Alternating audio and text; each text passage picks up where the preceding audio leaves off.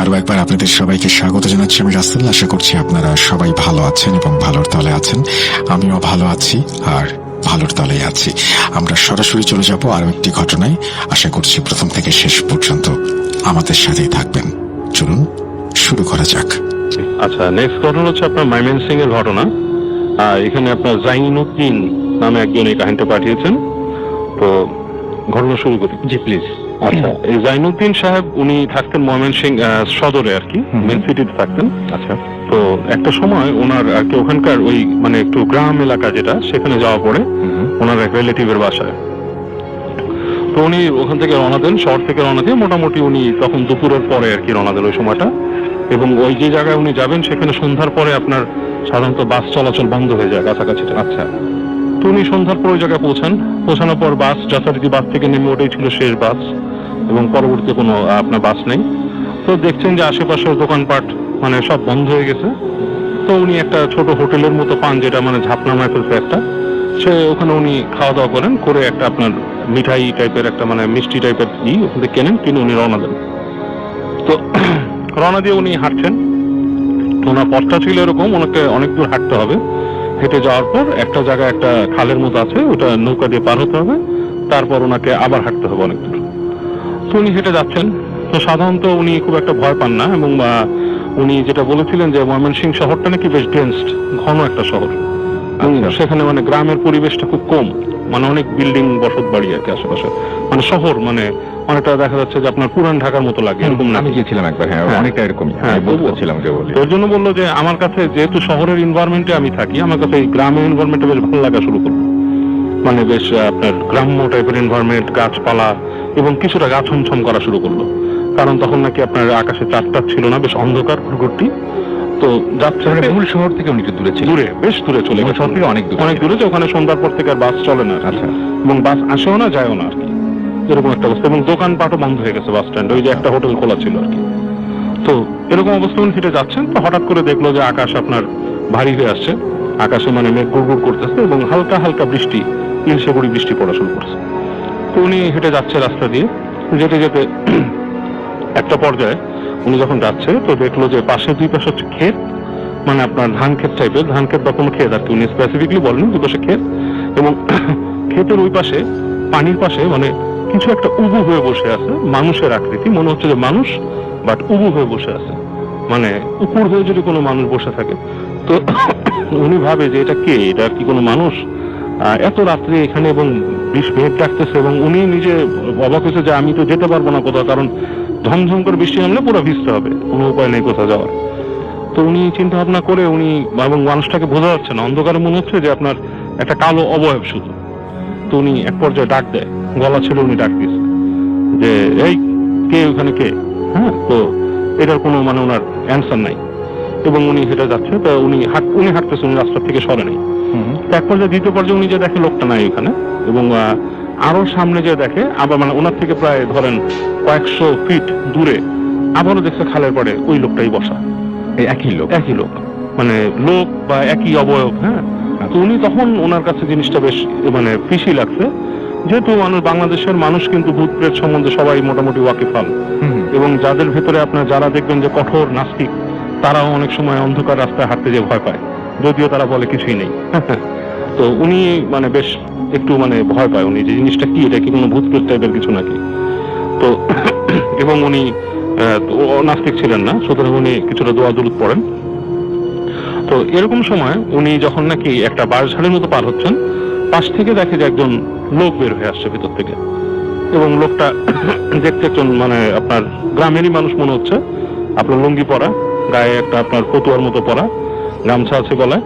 এবং সে জিজ্ঞেস করতেছে ওনাকে মানে রাতের বেলায়, ভাইজান এই রাত্রে বেলা এত রাতে একা কই যান? তখন উনি বলতেছে যে আপনি কে?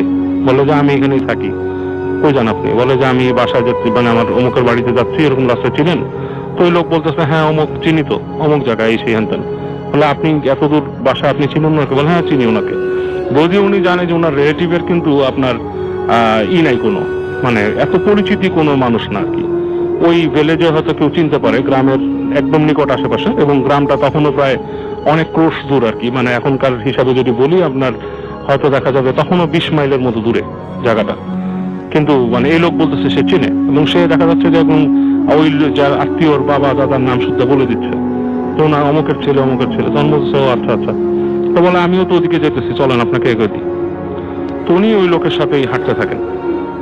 তো যখন হাঁটতেছে, তো উনি কিছু দূর যাওয়ার পর দেখছে তখন আর ওই খালের পাশ থেকে না, দেখতেছে রাস্তার সামনে ওখানে গাছ ছিল একটা, বেশ মানে রাস্তাটা বিশাল মোড় নিচ্ছে, এবং ওখানে বিশাল একটা ঝাঁকড়া গাছ, মানে হয়তো মানে কোন একটা ঝাঁকড়া বিশাল গাছ আর কি।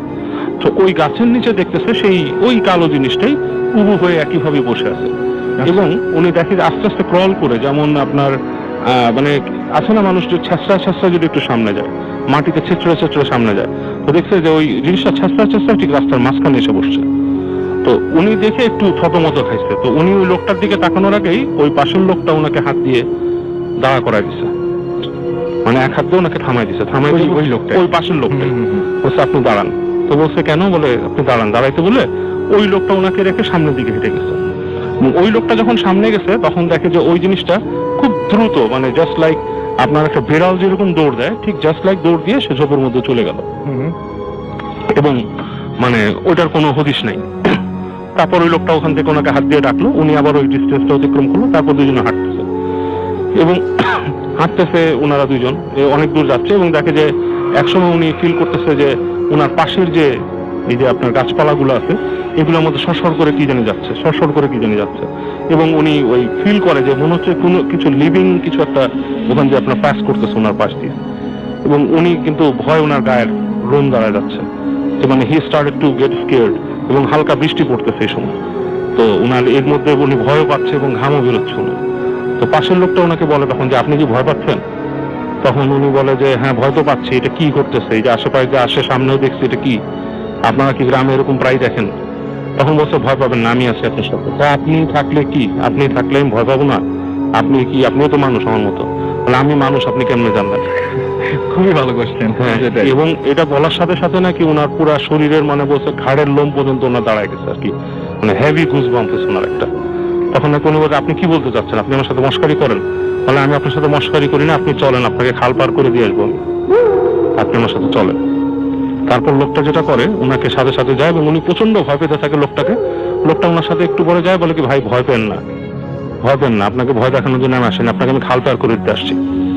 তো লোকটা ওনাকে হাঁটায় নিয়ে যায় খালের কাছে ওই রাতে কোনো নৌকা নাই। তখন লোকটা দাঁড়ায় তাকে বলতেছে যে এই খালটা যদি আপনি পার না হন, আমি যদি না থাকি কেমনে পার হবো, এখানে কিন্তু কোনো মাঝি নেই।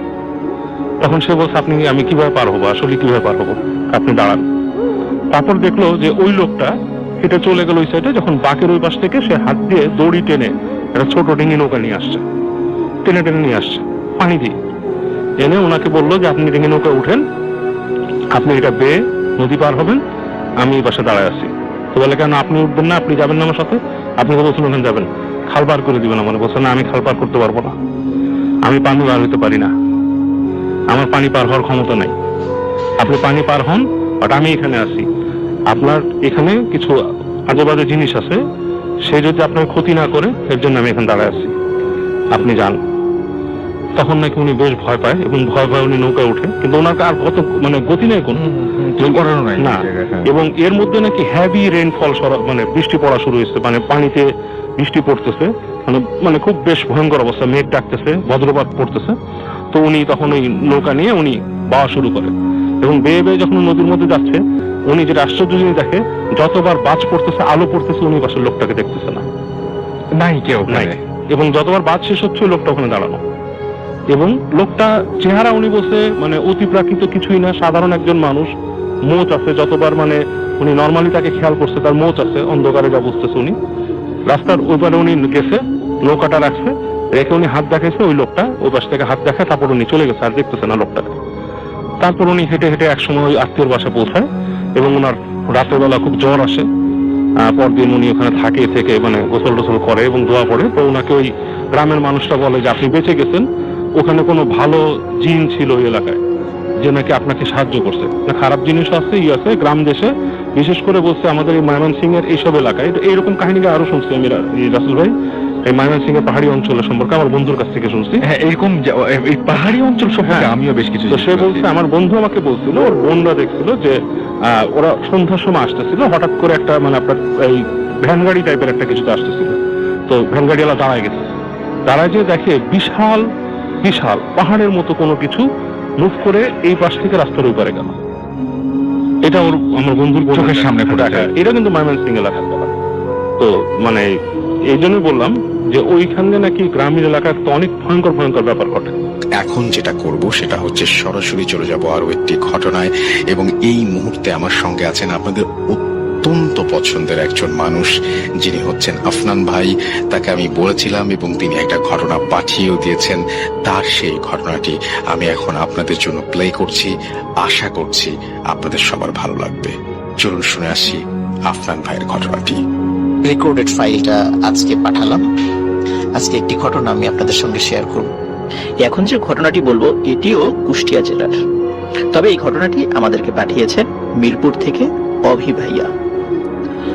ঘটনাটি ঘটেছিল ওনার মামার সাথে, আর ওনার মামার নাম ছিল বাসার। বাসার মামা বলেই তাকে ডাকতেন। আর ঘটনাটি ঘটে 1998 সালে এই কুষ্টিয়া জেলার বারোখাদা এলাকায়। তখন বাসার মামা 10ম শ্রেণীতে পড়তেন। তিনি পড়াশোনায় যেমন ভালো ছিলেন, তেমনি খেলাধুলায়ও তার বেশ সুনাম ছিল। একদিন তার এক বন্ধু তাকে বিকেলে তাদের গ্রাম থেকে পাশের গ্রামে খেলার জন্য আসতে বলে, কিন্তু ওনার বাবা মানে অভিভাবক নানা কিছুতেই তার ছেলেকে যেতে দিতে চায় না। নিজের গ্রামে হলে একটা কথা, আবার অন্য গ্রামে যাবে, অনেক সময় খেলা শেষে মারামারি হয় দুই গ্রুপের মধ্যে। তো এই ধরনের সমস্যা তিনি জানতেন, এই কারণে ছেলেকে বিভিন্ন জায়গায় খেলতে, বিশেষ করে নিজের এলাকার বাইরে খেলতে যেতে দিতে খুব একটা চাইতেন না। যাই হোক, অভিভাবকের মামা জোর করেই সেই গ্রামে যায় এবং খেলার জন্য কাজও শুরু করে দেয়। যথারীতি খেলা শুরু। তো যেখানে মাঠ ছিল, এই মাঠের পাশে রয়েছে একটি পুরাতন পুকুর, আর এই পুকুরের একটু উত্তর দিকে ছিল পরিত্যক্ত একটি দোতলা বাড়ি। বাড়িটি সম্বন্ধে এলাকায় কিন্তু বেশ দুর্নাম রয়েছে। অনেকে বলে সন্ধ্যার পরে নাকি এই বাড়ির ভেতর থেকে বিভিন্ন ধরনের আওয়াজ শোনা যায়।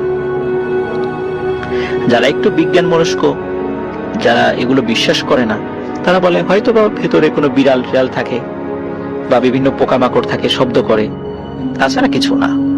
কিন্তু অনেক মানুষই বিশ্বাস করে ওই বাড়িতে প্যারানরমাল কোনো ঘটনা ঘটে রাতের বেলা।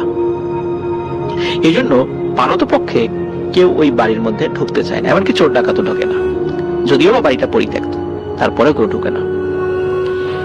তো খেলতে খেলতে মোটামুটি সন্ধ্যা ঘনিয়ে আসছে, এমন সময় বাসার মামা, তো ক্রিকেট খেলছিলেন তারা, হ্যাঁ, তো বাসার মামা এই ক্রিকেট খেলার সময় উনি তখন ব্যাটিং করছিলেন। উনি জোরে একটা হিট করেন এবং হিট করার পর বলটি ওই বাড়ির দোতলা পার হয়ে বাড়ির পেছন দিকে একটি পরিত্যক্ত বাগান রয়েছে, সেখানে গিয়ে পড়ে। এখন যেহেতু ওই দিকে কেউ যেতে চায় না, আর বলটা হিট করেছে বাসার মামা, কেউ তো ওখানে যেতে রাজি হচ্ছে না। একে তো ঝোপঝাড়ের মতো অবস্থা, ভূত প্রেতের ভয় না থাকলেও সাপের ভয়ও থাকতে পারে ওখানে, সাপ জোক এগুলোর ভয়ে কেউ ওদিকে যেতে চাচ্ছে না। এদিকে বলটা তো আনতে হবে। তখন বাসার মামা তার সাথে তার বন্ধুকে, যে বন্ধু তাকে এই খেলার জন্য ডেকে নিয়ে এসেছিল, বন্ধুকে নিয়ে সে ওই বাড়ির মধ্যে ঢোকে এবং ওই পেছন দিকের বাগানে চলে যায়। তো বাগানে গিয়ে বলটা খুঁজেও পায়। বলটা নিয়ে যখন বাইরে বের হচ্ছিলেন, হঠাৎ করে তো বাসার মামা ফিল করে যে তার জুতার নিচে কাঁচ ভাঙার শব্দ মনে হলো। তো উনি আসলে বিষয়টি গুরুত্ব দেননি, কিন্তু কাঁচ ভাঙার শব্দ উনি পেয়েছিলেন। এখন পরিত্যক্ত একটা বাগানের মধ্যে কাঁচের বোতল থাকতেই পারে বা কাঁচ থাকতেই পারে, পায়ের আঘাত লেগে ভেঙে যাওয়াটা কিন্তু একদম স্বাভাবিক বিষয়। এই কারণে মামা সেটিকে গুরুত্ব না দিয়ে বের হয়ে যান, যথারীতি খেলা শেষ করেন, খেলা জিতেও যান এবং তার বন্ধুর সাথে বাড়িতে চলে আসেন। এই ঘটনার পরের দিন থেকেই মূল ঘটনার সূত্রপাত। বাসার মামাদের ছিল মুরগির খামার, আর গোয়াল ঘরে ছিল 2টি গরু।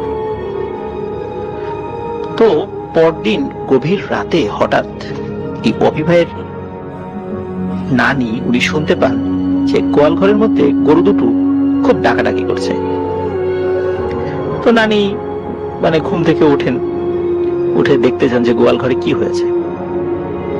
গোয়াল ঘরটা ছিল বাড়ির উঠান থেকে একটু ডান দিকে, আর ওই গোয়াল ঘরের সাথেই ছিল মুরগির খামার। তিনি যখন যান তখন টর্চ লাইট মেরে দেখেন সেখানে কিছুই নেই এবং গরুগুলো শান্ত। তো পরদিন নানি তার খামারে মুরগিগুলোকে খাবার দিবেন, তখন মুরগিগুলো গুনে দেখেন যে সেখানে একটি মুরগি নেই।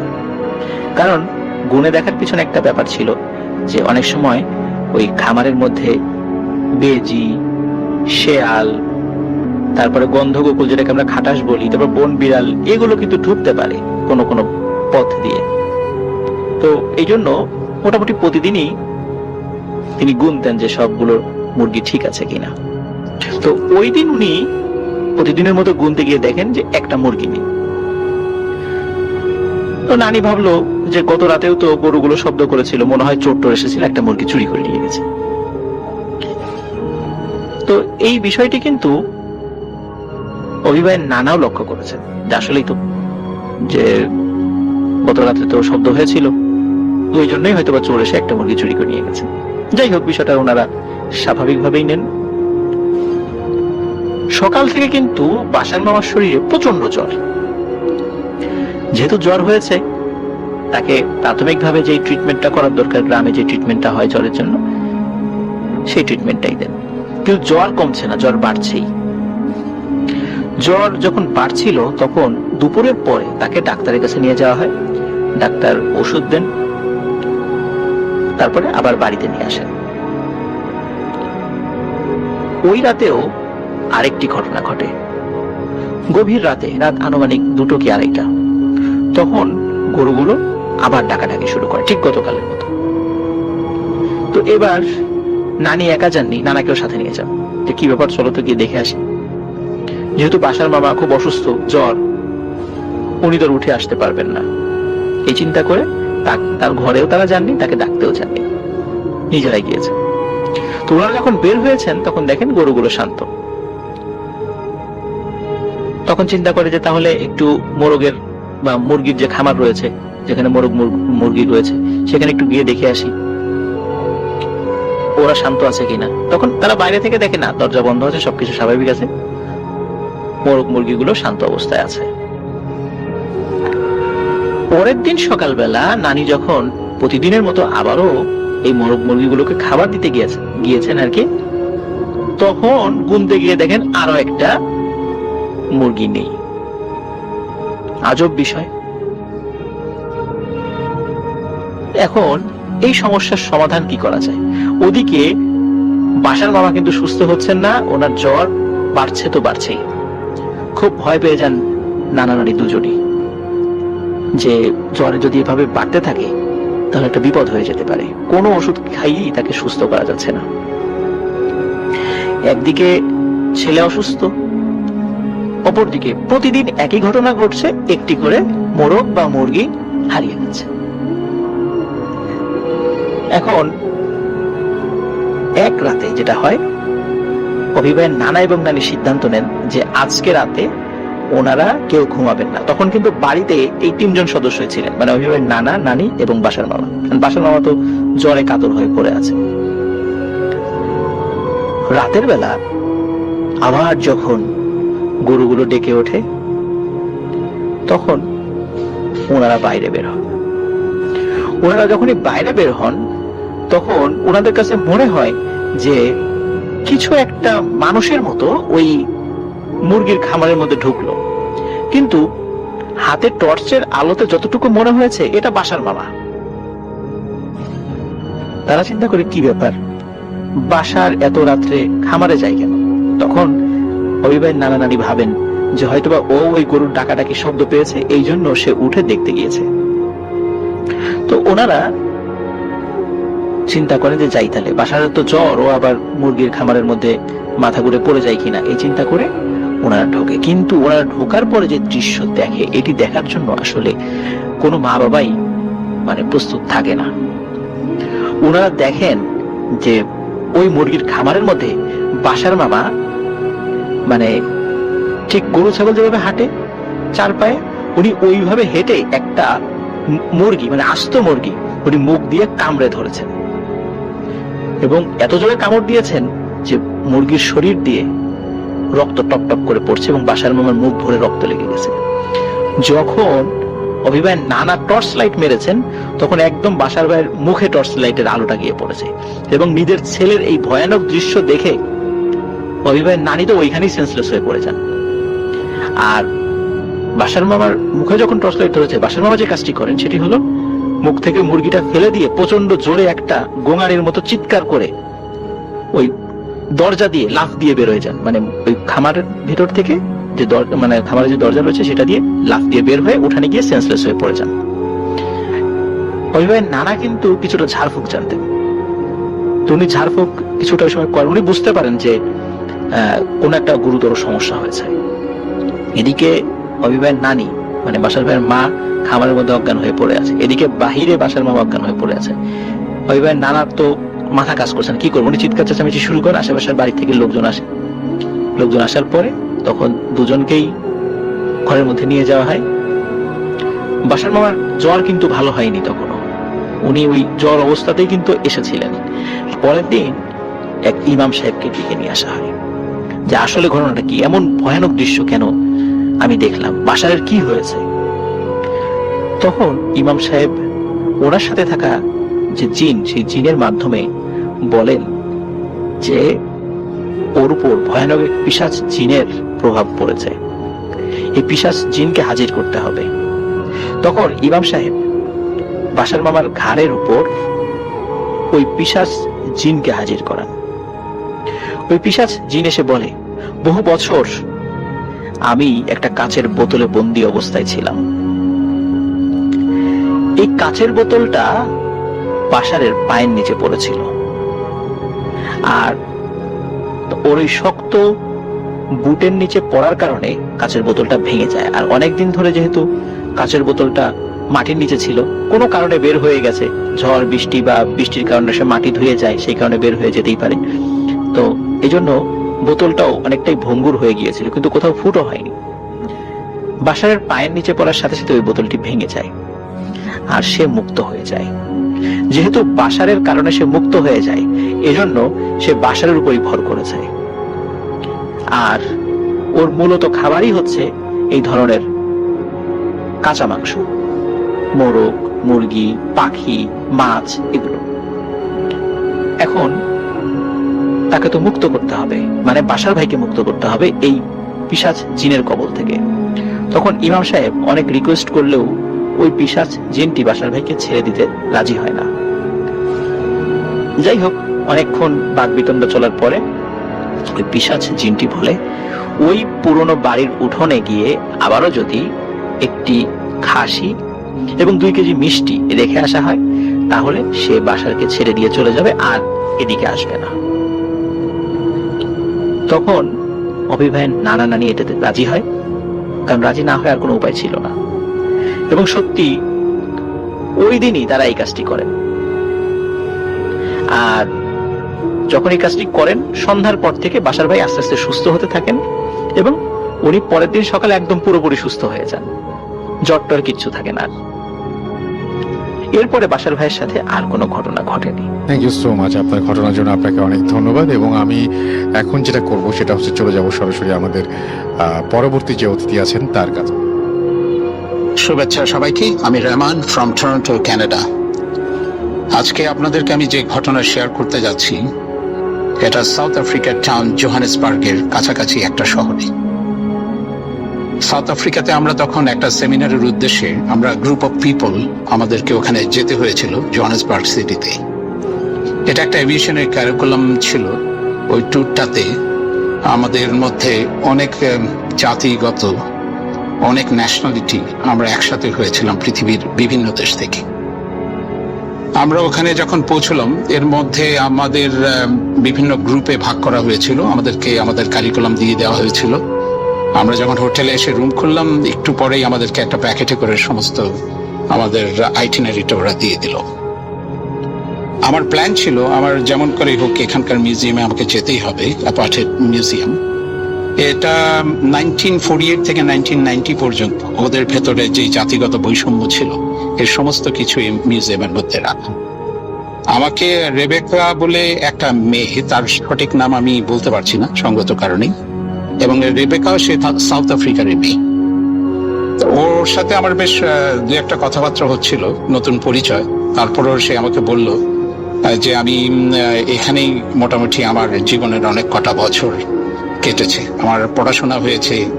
আমি যখন কলেজে আসি, হাই স্কুলে আসি, আমি তখন এখানেই বড় হই। তো আমার তো বেশ ভালো লাগলো।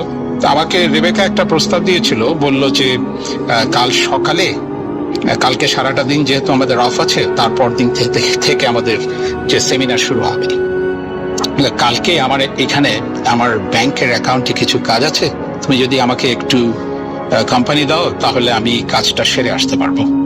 একটা জিনিস বলে রাখা ভালো, এই সাউথ আফ্রিকার জোহানেসবার্গ সিটিতে বিভিন্ন জায়গা আছে, এখানকার পুলিশিং, মিউনিসিপ্যালিটি কর্পোরেশন, ওরা নিজেরা এখানে এরিয়া করে রেখেছে যেখানে ক্রাইম রেট হয়তো অনেক বেশি। ওরা বড় বড় ব্যানার দিয়ে, বিলবোর্ড দিয়ে ওরা ওখানে লিখে দেয়, দূর থেকে দেখা যায় যে ক্রাইম এরিয়া। একা যাওয়াটা ঠিক তেমন সমীচীন নয় আর কি। তার উপরে আমি রেবেকার কথা ভাবলাম যে হয়তো সেই কারণেই আমাকে বলেছে তার সাথে একটু যাওয়ার জন্য ব্যাংকে। আমি রাজি হয়ে গেলাম, কিন্তু তার বদলে আমি ওকে বললাম তোমাকে কিন্তু আমাকে অ্যাপার্টেড মিউজিয়ামে নিয়ে যেতে হবে, কারণ লোকালের সাথে থাকা আমার আর গাইডের কোনো দরকার হবে না, তুমি আমাকে এক্সপ্লেন করতে পারবে। ও আমাকে বললো নো প্রবলেম, আমি কাজটা সেরেই আমরা ওখান থেকে চলে যেতে পারবো। সকালবেলা উঠলাম, যথারীতি আমরা ওখানে চলে গেলাম ব্যাংকে। আমরা একটা উবার ডেকে ওখানে ব্যাংকে গেলাম। আসলে বেশ এরিয়াতে দেখলাম বড় বড় করে লেখা আছে যেগুলো ক্রাইম এরিয়া। আমরা ব্যাংকে, ও যখন ব্যাংকে ঢুকলো আমি বাইরে দাঁড়িয়ে একটা দোকানের মধ্যে দেখলাম এখানে একটা জিনিস, আরেকটা জিনিস বলে রাখি, এখানে বহু বছর আগে ইন্ডিয়ানস এরা এখানে এসেছিল এবং এরা এখানে বিজনেস করে, এরা এখানে থাকে বহু বছর ধরে। পাশে একটা ইন্ডিয়ান দোকান সেরকম, ওখানে ঢুকলাম, দেখি ওখানে আবায়া, নেকাব, তারপরে টুপি, তসবি এগুলো সব বিক্রি করছে। দেখতে বেশ ভালো লাগলো, কত হাজার মাইল দূরে দেশ থেকে এইখানে এসব বিজনেস, এটা একটা আলাদা রকমের একটা ফিলিং। এই ফিলিংটা পৃথিবীর বিভিন্ন জায়গায় গেলে যারা যায় তাদের মধ্যে তারা বুঝতে পারবে আমি আসলে কি মিন করছি। ও তাড়াতাড়ি ব্যাংকের কাজ সারলো, এসে আমাকে বললো যে চলো ফিরে যাই, তার আগে তুমি এক কাজ করি, এখানকার তো অনেক ফেমাস, এখানকার বিফ, সাউথ আফ্রিকান বিফ তো অনেক ফেমাস। এখানে একটা রেস্টুরেন্ট থেকে আমরা বিফের কিছু কাবাব পিক আপ করি, চিকেন টিক্কা নিয়ে নেই, আমরা আমাদের লাউঞ্জে গিয়ে হোটেলে আমরা ওখানে খেয়ে নিয়ে তারপর আমরা অ্যাপার্টেড মিউজিয়ামে আমরা যেতে পারবো। যাই বলা তাই কাজ, আমরা খাবার পিক আপ করে নিলাম, খাবার নিয়ে আমরা হোটেলে আসলাম। আমরা যেহেতু একটা বিগ গ্রুপ, হোটেল আমাদেরকে বেশ খাতির যত্ন করার জন্য পুরো লাঞ্চটা আমাদেরকে দিয়ে দিয়েছে। ওখানে বসে আমরা খাওয়া দাওয়া করলাম, চট করে আমি রুমে চলে গেলাম, সেও গেল। ফ্রেশ হয়ে আমরা বেরিয়ে আসলাম, বেরিয়ে এসে একেবারে সরাসরি অ্যাপার্টেড মিউজিয়ামে। এটা আসলে না দেখলে ঠিক আমি ওখানে না গেলে কেউ বিশ্বাস করতে পারবে না যে মানুষের জাতিগত যে বিভেদ, মানুষের ভেতরে যে স্কিনের যে ডিফারেন্স, এখানে ওরা সবকিছু রাখা। এখানে নেলসন ম্যান্ডেলা, পৃথিবীর বিশ্ববিখ্যাত লিডার নেলসন ম্যান্ডেলার তার সমস্ত জীবনের সবকিছু এখানে ওরা রেখেছে। ঢোকার মুখেই দেখলাম চেয়ার, ওখানে চেয়ার ঠিক না, এটা একটা বেঞ্চির মতো ওখানে রাখা, ওখানে বড় করে লেখা আছে কোন বর্ণের মানুষ এখানে বসতে পারবে, ভিন্ন বর্ণের মানুষ এখানে বসতে পারবে না। আসলে এই বেঞ্চগুলো কিন্তু মিউজিয়ামের এই অংশ, ওরা বাইরে রেখেছে জাস্ট একটা এফেক্ট দেওয়ার জন্য। ঢোকার মুখে গেটের ক্ষেত্রেও আমি তাই দেখলাম, গেটেও দেখলাম আলাদা লাইন করা আছে একটা বিশেষ বর্ণ মানুষ ঢোকার জন্য, আর বাকি বর্ণের মানুষগুলো ওই গেট দিয়ে ঢুকতে পারবে। ভেতরে ঢুকে তো আরো অবাক হয়ে গেলাম, অনেকগুলো ফাঁসির দড়ি দেখলাম ঝুলিয়ে রাখা, তার মধ্যে আইসোলেশন ছোট ছোট খুপড়িঘর যেখানে ভেতরে রেখে দেওয়া হতো, এত ছোট যে কোনো রকমে কিভাবে থাকতো এখানে আমি বর্ণনা দিতে পারবো না। আরো অনেক কিছুই আছে, আমরা ওগুলা দেখে আমরা চলে আসলাম। আসতে আসতেও আমাকে বললো তুমি তো আমাকে অনেক ফেভার করলে, তুমি আমাকে আরেকটু ফেভার করো। আমার হঠাৎ মনে পড়লো আসলে আমার দাদু তো এখানে থাকে কাছে, প্রিটোরিয়াতে আমার দাদু থাকে। আমাদের যেতে বেশিক্ষণ লাগবে না, আমরা ট্রেনে করে যদি যাই তাহলে আমাদের হাফ অ্যান আওয়ার মধ্যে আমরা পৌঁছে যাবো। আমার কিছু জিনিস আছে, আমি ওগুলা পিক আপ করতে চাই। আর তাছাড়া আমি জোহানেসবার্গে এসেছি প্রায় আমার 6 মাস পার হয়ে গেল। আমি কিছু জিনিস পিক আপ করবো, তারপর আমরা চলে আসবো। তারপর রাত্রে এসে আমরা ঘুমিয়ে পরদিন আমরা সকালে সেমিনারে যাব। আমিও এই প্রস্তাবটা প্রত্যাখ্যান করতে পারলাম না, কারণ আমি এর আগে প্রিটোরিয়া নিয়ে অনেক পড়েছি। আর তাছাড়া এরকম নতুন জায়গা দেখতে কার না ইচ্ছে করে। যা বলা তাই কাজ। আমরা ওখান থেকে সরাসরি স্যান্টন বলে যে জায়গা, ম্যান্ডেলা স্কোয়ার, তার পাশে আমরা যে ট্রেন স্টেশন, ওখান থেকে টিকিট কেটে আমরা ট্রেনে উঠে গেলাম। যেতে যেতে ওর সাথে কথা হচ্ছিল এবং ও আমার সম্পর্কে জিজ্ঞেস করলো, আমি ওর সম্পর্কে জিজ্ঞেস করলাম। ওর স্টোরিটা অনেক টাচি। ওর যখন 2 বছর বয়স, ওর বাবা মার মধ্যে ডিভোর্স হয়ে যায়। ওর মা আসলে অ্যাঙ্গোলার মহিলা। ওর মা তখন ওকে নিয়ে ওর নানির বাড়ি অ্যাঙ্গোলাতে চলে যায়, কিন্তু বছর 2 পরে আরো ওর মা আবারও বিয়ে করে। এখন এই বেচারি তখন সে একা হয়ে গিয়েছিল। ওর নানির কাছে ও 8 বছর বয়স পর্যন্ত ছিল। 8 বছরের পরে ওর দাদু, যেখানে আমরা এখন যাচ্ছি, ওর দাদু ওকে নিয়ে আসে। ওর দাদুর কাছে ও বড় হয়। ওখানে থেকে তার হাই স্কুল, কলেজ সবকিছু সে ওখান থেকে করে। আমরা স্টেশনে এসে পৌঁছালাম, দেখলাম সেই মুভিতে দেখা সেই শর্টস পরা, খাকি রঙের হ্যাট পরা, শার্ট পরা, সাফারি ড্রেসের মতো। তোর দাদু এসে হাজির হলো, বেশ উঠাম, বেশ শক্ত সমর্থ মানুষ। তা আমার সাথে পরিচয় করিয়ে দিল। 15 মিনিটের মধ্যে আমি ওর দাদুর বাসায় পৌঁছলাম। বিশাল বাড়ি, ব্যাকইয়ার্ডটা দেখার মতো। আর রুমে ঢুকতেই, এটা একটা র্যাঞ্চ হাউসের মতো, রুমে ঢুকতেই সে পুরনো সমস্ত আসবাবপত্র। আরেকটা জিনিস যে আমাকে অভিভূত করলো, ওখানে না হলো অন্তত 10,000 বই রাখা আছে, পার্সোনাল লাইব্রেরি। আমি তো তাকিয়ে থাকলাম শুধু বইয়ের দিকে। ওর দাদু বললো যে এখানে যতগুলো বই দেখছো, এর প্রত্যেকটা বই আমার পড়া, এটা আমার সারা জীবনের সঞ্চয়, এগুলো ছেড়ে আমি কোথাও যেতে পারবো না। তো ওনার জ্ঞান সম্পর্কে আমার আর কোনো ডাউট থাকলো না। বোঝা গেল যে উনি বেশ জ্ঞানী মানুষ। তো এর মধ্যে রেবেকা চলে গেল তার রুমে, সে টুকটাক জিনিস দেখার জন্য। আমাকে আবার ডাক দিল, বলে এসে আমার রুমটা তুমি দেখে যাও, আমার স্কুল জীবনের, আমার কলেজ জীবনের কিভাবে কেটেছে এখানে। তা আমি একটু অস্বস্তি লাগছিল। তারপর আমি একটু গেলাম, গিয়ে দেখি আসলে খুব সুন্দর করে সাজানো ওর রুমগুলো, সেই ওভাবেই রাখা। ওর দাদি নেই, দাদি মারা গেছে অনেক বছর আগে। ওর দাদুর সাথে থাকে একজন গভর্নেন্স থাকে আর একটা হেল্পার থাকে। তো তারা, আমি নিচে নেমে আসার সাথে দেখলাম ওরা বেশ কিছু জিনিস, খাবার দাবার ওখানে দিয়ে গেল। আর আমাকে জিজ্ঞেস করলো কোনো রকমের ড্রিঙ্কস নিবে কিনা। তো আমি না বললাম। আমি বললাম যে for me it is fine, no problem. তো আমি ওটা নিলাম।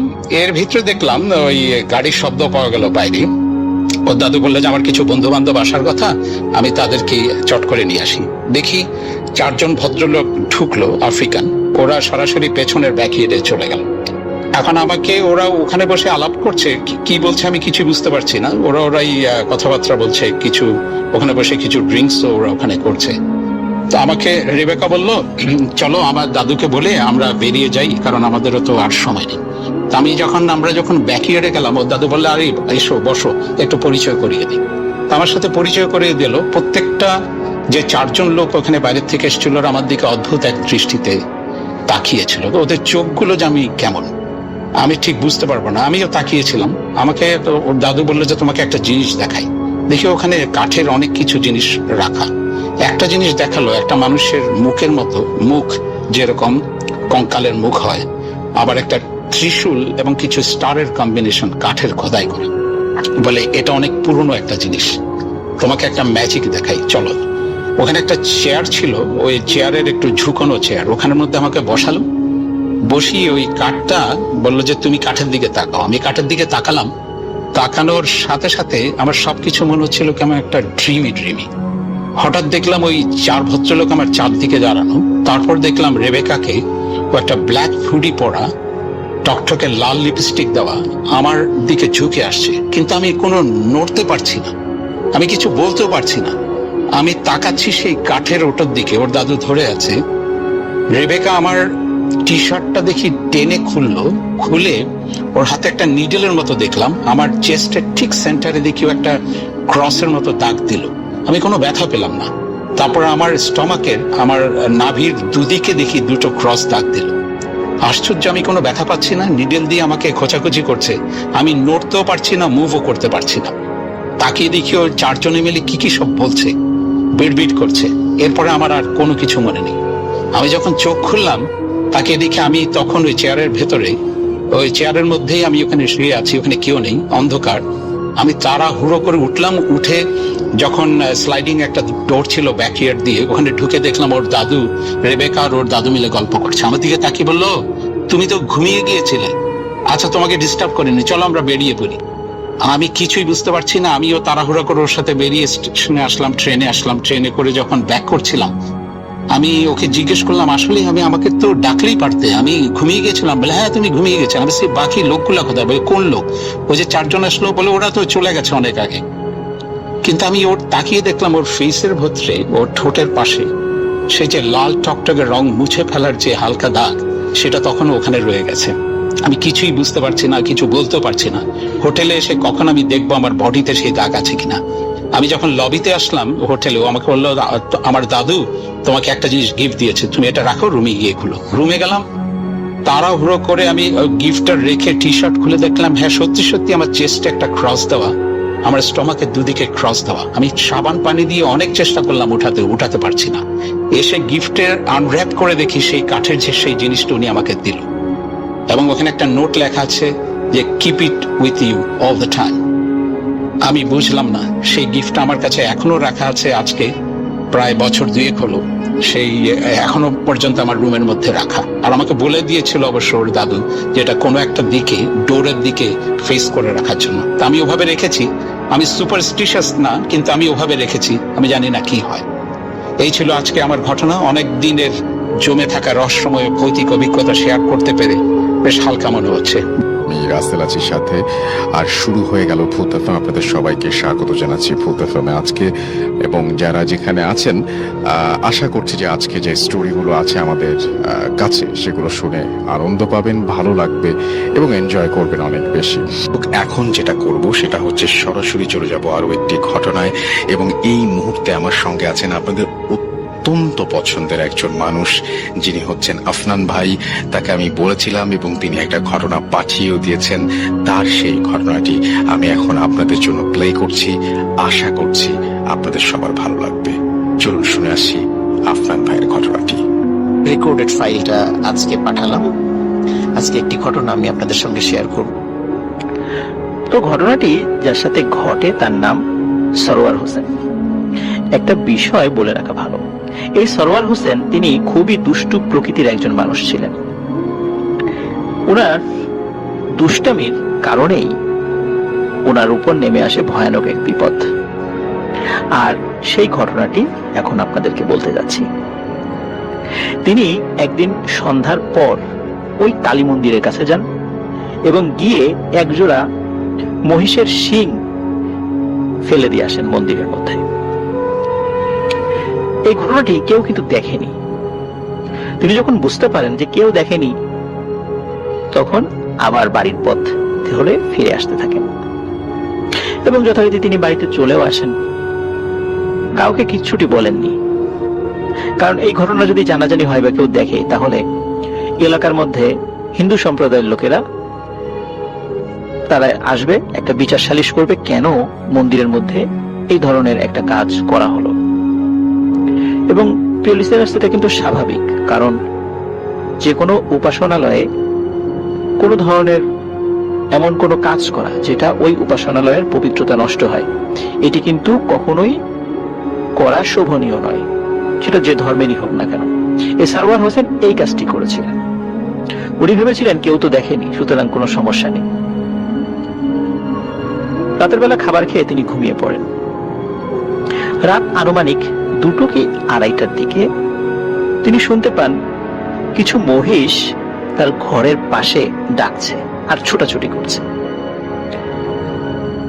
একটা বিষয় বলে রাখা ভালো যে তার নিজেরই গরু, মহিষ, ছাগল এগুলো ছিল, এগুলো তিনি পালতেন। তো তিনি ভাবলেন হয়তোবা তার মহিষগুলো গোয়াল থেকে বের হয়ে গেছে। এরপর তিনি ঘরের দরজা খুলে বাইরে বের হয়ে দেখলেন তার ঘরের উঠোনে দুইটা মহিষ দাঁড়িয়ে আছে। অন্ধকারের মধ্যে তিনি যতটুকু বুঝতে পারেন সেটি হচ্ছে যে এই মহিষগুলো তারই। মহিষগুলো দেখে মনে হচ্ছিল খুবই শান্ত এবং মহিষগুলো তার জন্যই অপেক্ষা করছে। তিনি ভাবলেন যে মহিষ দুটো যেহেতু আমারই এবং গোয়াল থেকে বের হয়ে এসেছে, তো এই দুটোকে আবার গোয়ালের মধ্যে বেঁধে রেখে আসি। এই চিন্তা করে তিনি ওই মহিষ দুটো ধরে গোয়ালে ঢোকানোর জন্য সামনে এগিয়ে গেলেন।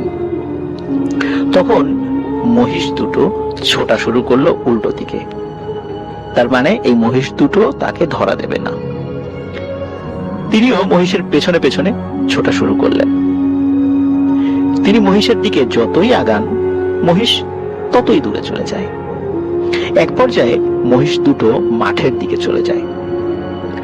মাঠের মাঝখানে গিয়ে তিনি দেখতে পান যে মহিষ দুটো তার দিকে খুব রাগান্বিত ভাবে আসছে, কারণ এতক্ষণ পর্যন্ত মহিষ দুটো তারা সামনের দিকে ছুটে চলেছে আর পেছন পেছন এই সারওয়ার হোসেন ছুটে চলেছে।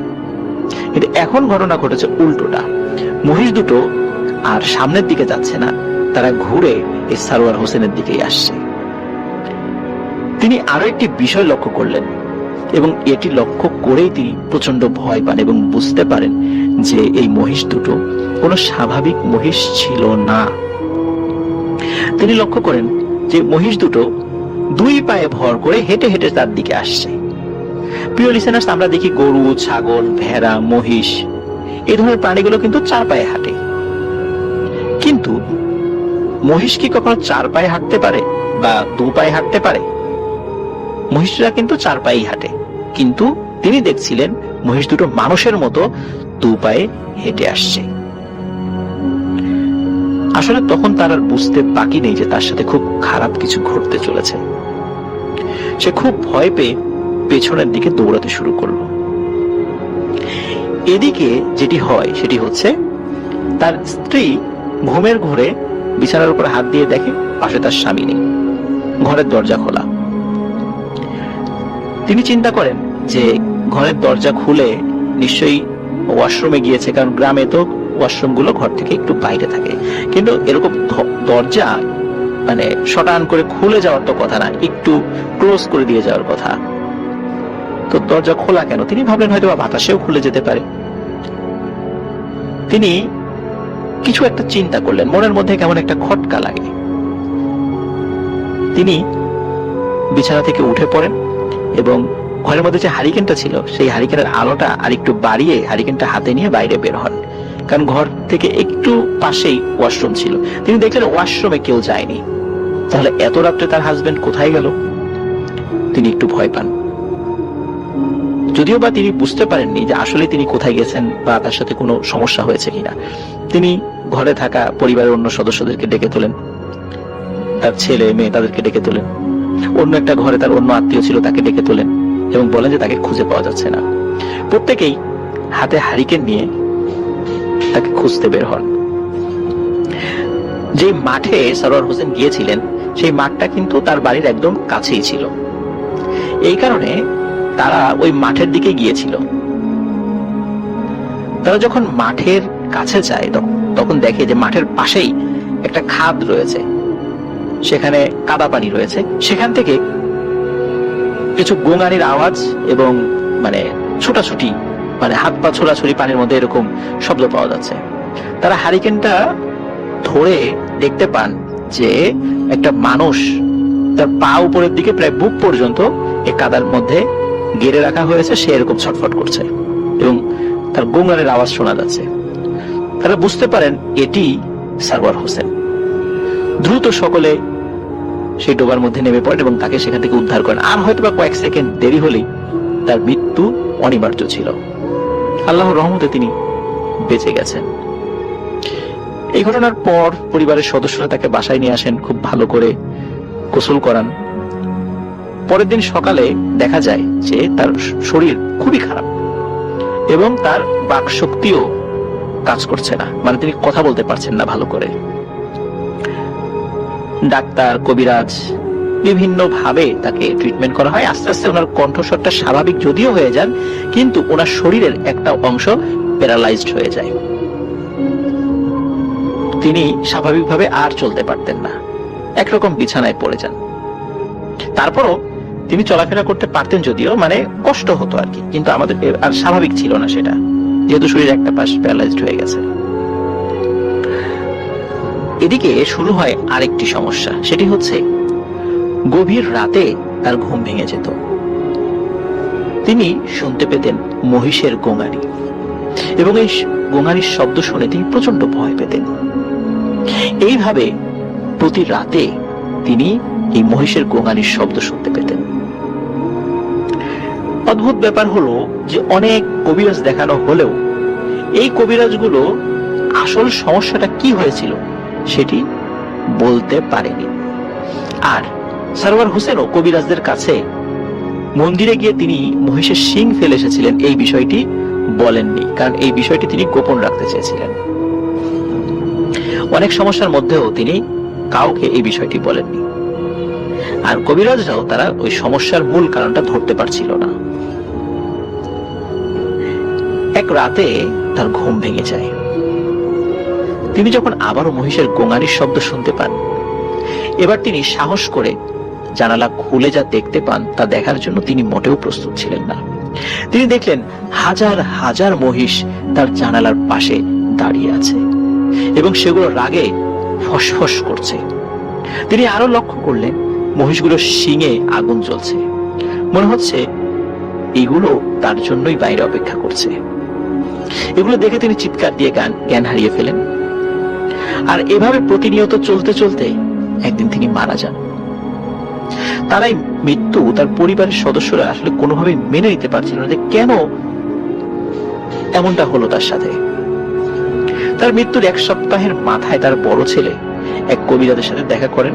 সেই কবিরাজের নাকি অনেক নাম ডাক ছিল এবং তার বাবার সাথে ঘটে যাওয়া ঘটনা সব খুলে বলেন, এবং এও বলেন কোনো কবিরাজের ঝাড়ফুঁকে কোনো কাজ হয়নি এবং তারা কি কারণে এই ঘটনাগুলো ঘটছে সেগুলো বলতে পারেনি। তখন কবিরাজকে বলেন যে আমি জানতে চাই আমার বাবার সাথে কেন এরকম ঘটনা ঘটলো, কি এমন হয়েছিল যার কারণে তার সাথে এই ধরনের ঘটনা ঘটলো এবং এভাবেই সে মারা গেল। ওই কবিরাজ তখন বলে, তুমি আগামীকাল আমার বাসায় এসো, আমি চেষ্টা করব বলার জন্য। পরের দিন যখন সরওয়ার হোসেনের বড় ছেলে সে ওই কবিরাজের বাড়িতে যায়, তখন সেই কবিরাজ বলে, তোমার বাবার সঙ্গে যে ঘটনা ঘটেছে তার জন্য সে নিজেই দায়ী। সে খুব খারাপ একটা কাজ করেছিল যা তার করা উচিত ছিল না।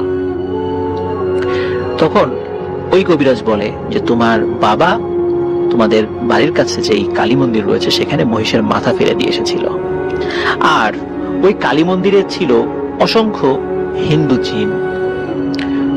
মন্দিরে এহেন ঘটনা ঘটানোর কারণে ওই জিনগুলো খুব ক্ষিপ্ত হয় এবং যার কারণে এই ঘটনাটি জিনেরা ঘটিয়েছিল এবং মন্দির অপবিত্র করার জন্য এই জিনগুলো প্রতিশোধ নিয়েছিল।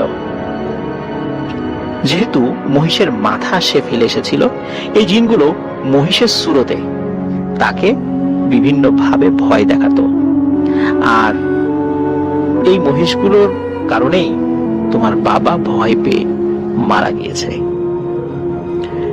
প্রিয় লিসেনার্স, এখনো ওই কালী মন্দিরের পাশ দিয়ে আসার সময় অনেকেই ভয় পান। অনেকেই নাকি বলেন যে রাতের বেলা একা একা আসতে গেলে ওখান থেকে খুব চিকন কণ্ঠে ওই ব্যক্তির নাম ধরে ডাকে, মানে যিনি যান। থ্যাংক ইউ সো মাচ আপনার ঘটনার জন্য আপনাকে অনেক ধন্যবাদ। এবং আমি এখন যেটা করব সেটা হচ্ছে চলে যাব সরাসরি আমাদের পরবর্তী যে অতিথি আছেন তার কাছে। হ্যালো লিসেনার্স, আমি এস এম মাসুক আপনাদের সাথে আজকে আরো একটা স্টোরি শেয়ার করব। কিন্তু শেয়ার করার আগে আমি আপনাদেরকে ধন্যবাদ দিচ্ছি একটা বিশেষ কারণে। সেই কারণটা হচ্ছে রাসেল ভাই রিসেন্টলি আমাকে জানাইলো ভূত.com এর পাইলট এপিসোডের সময় আমি একটা স্টোরি শেয়ার করেছিলাম হোস্টেল নামের, যেটা হচ্ছে আমি এই রিসেন্টলি জানলাম যে হোস্টেল স্টোরিটা সেটা হচ্ছে এই ভূত.com এর এই পর্যন্ত হাইয়েস্ট প্লেড স্টোরি। সো আমার জন্য এটা খুবই এক্সাইটিং একটা বিষয়। এন্ড বিকজ রাসেল ভাই জানে যে আমি ভূত এফএম এর ফ্যান ছিলাম সিন্স ডে ওয়ান, এন্ড ওই অ্যাজ এ ফ্যান এবং পরবর্তীতে স্টোরি শেয়ার করতে করতে আজকে হচ্ছে সেটা হাইয়েস্ট প্লেড স্টোরি হিসেবে আছে।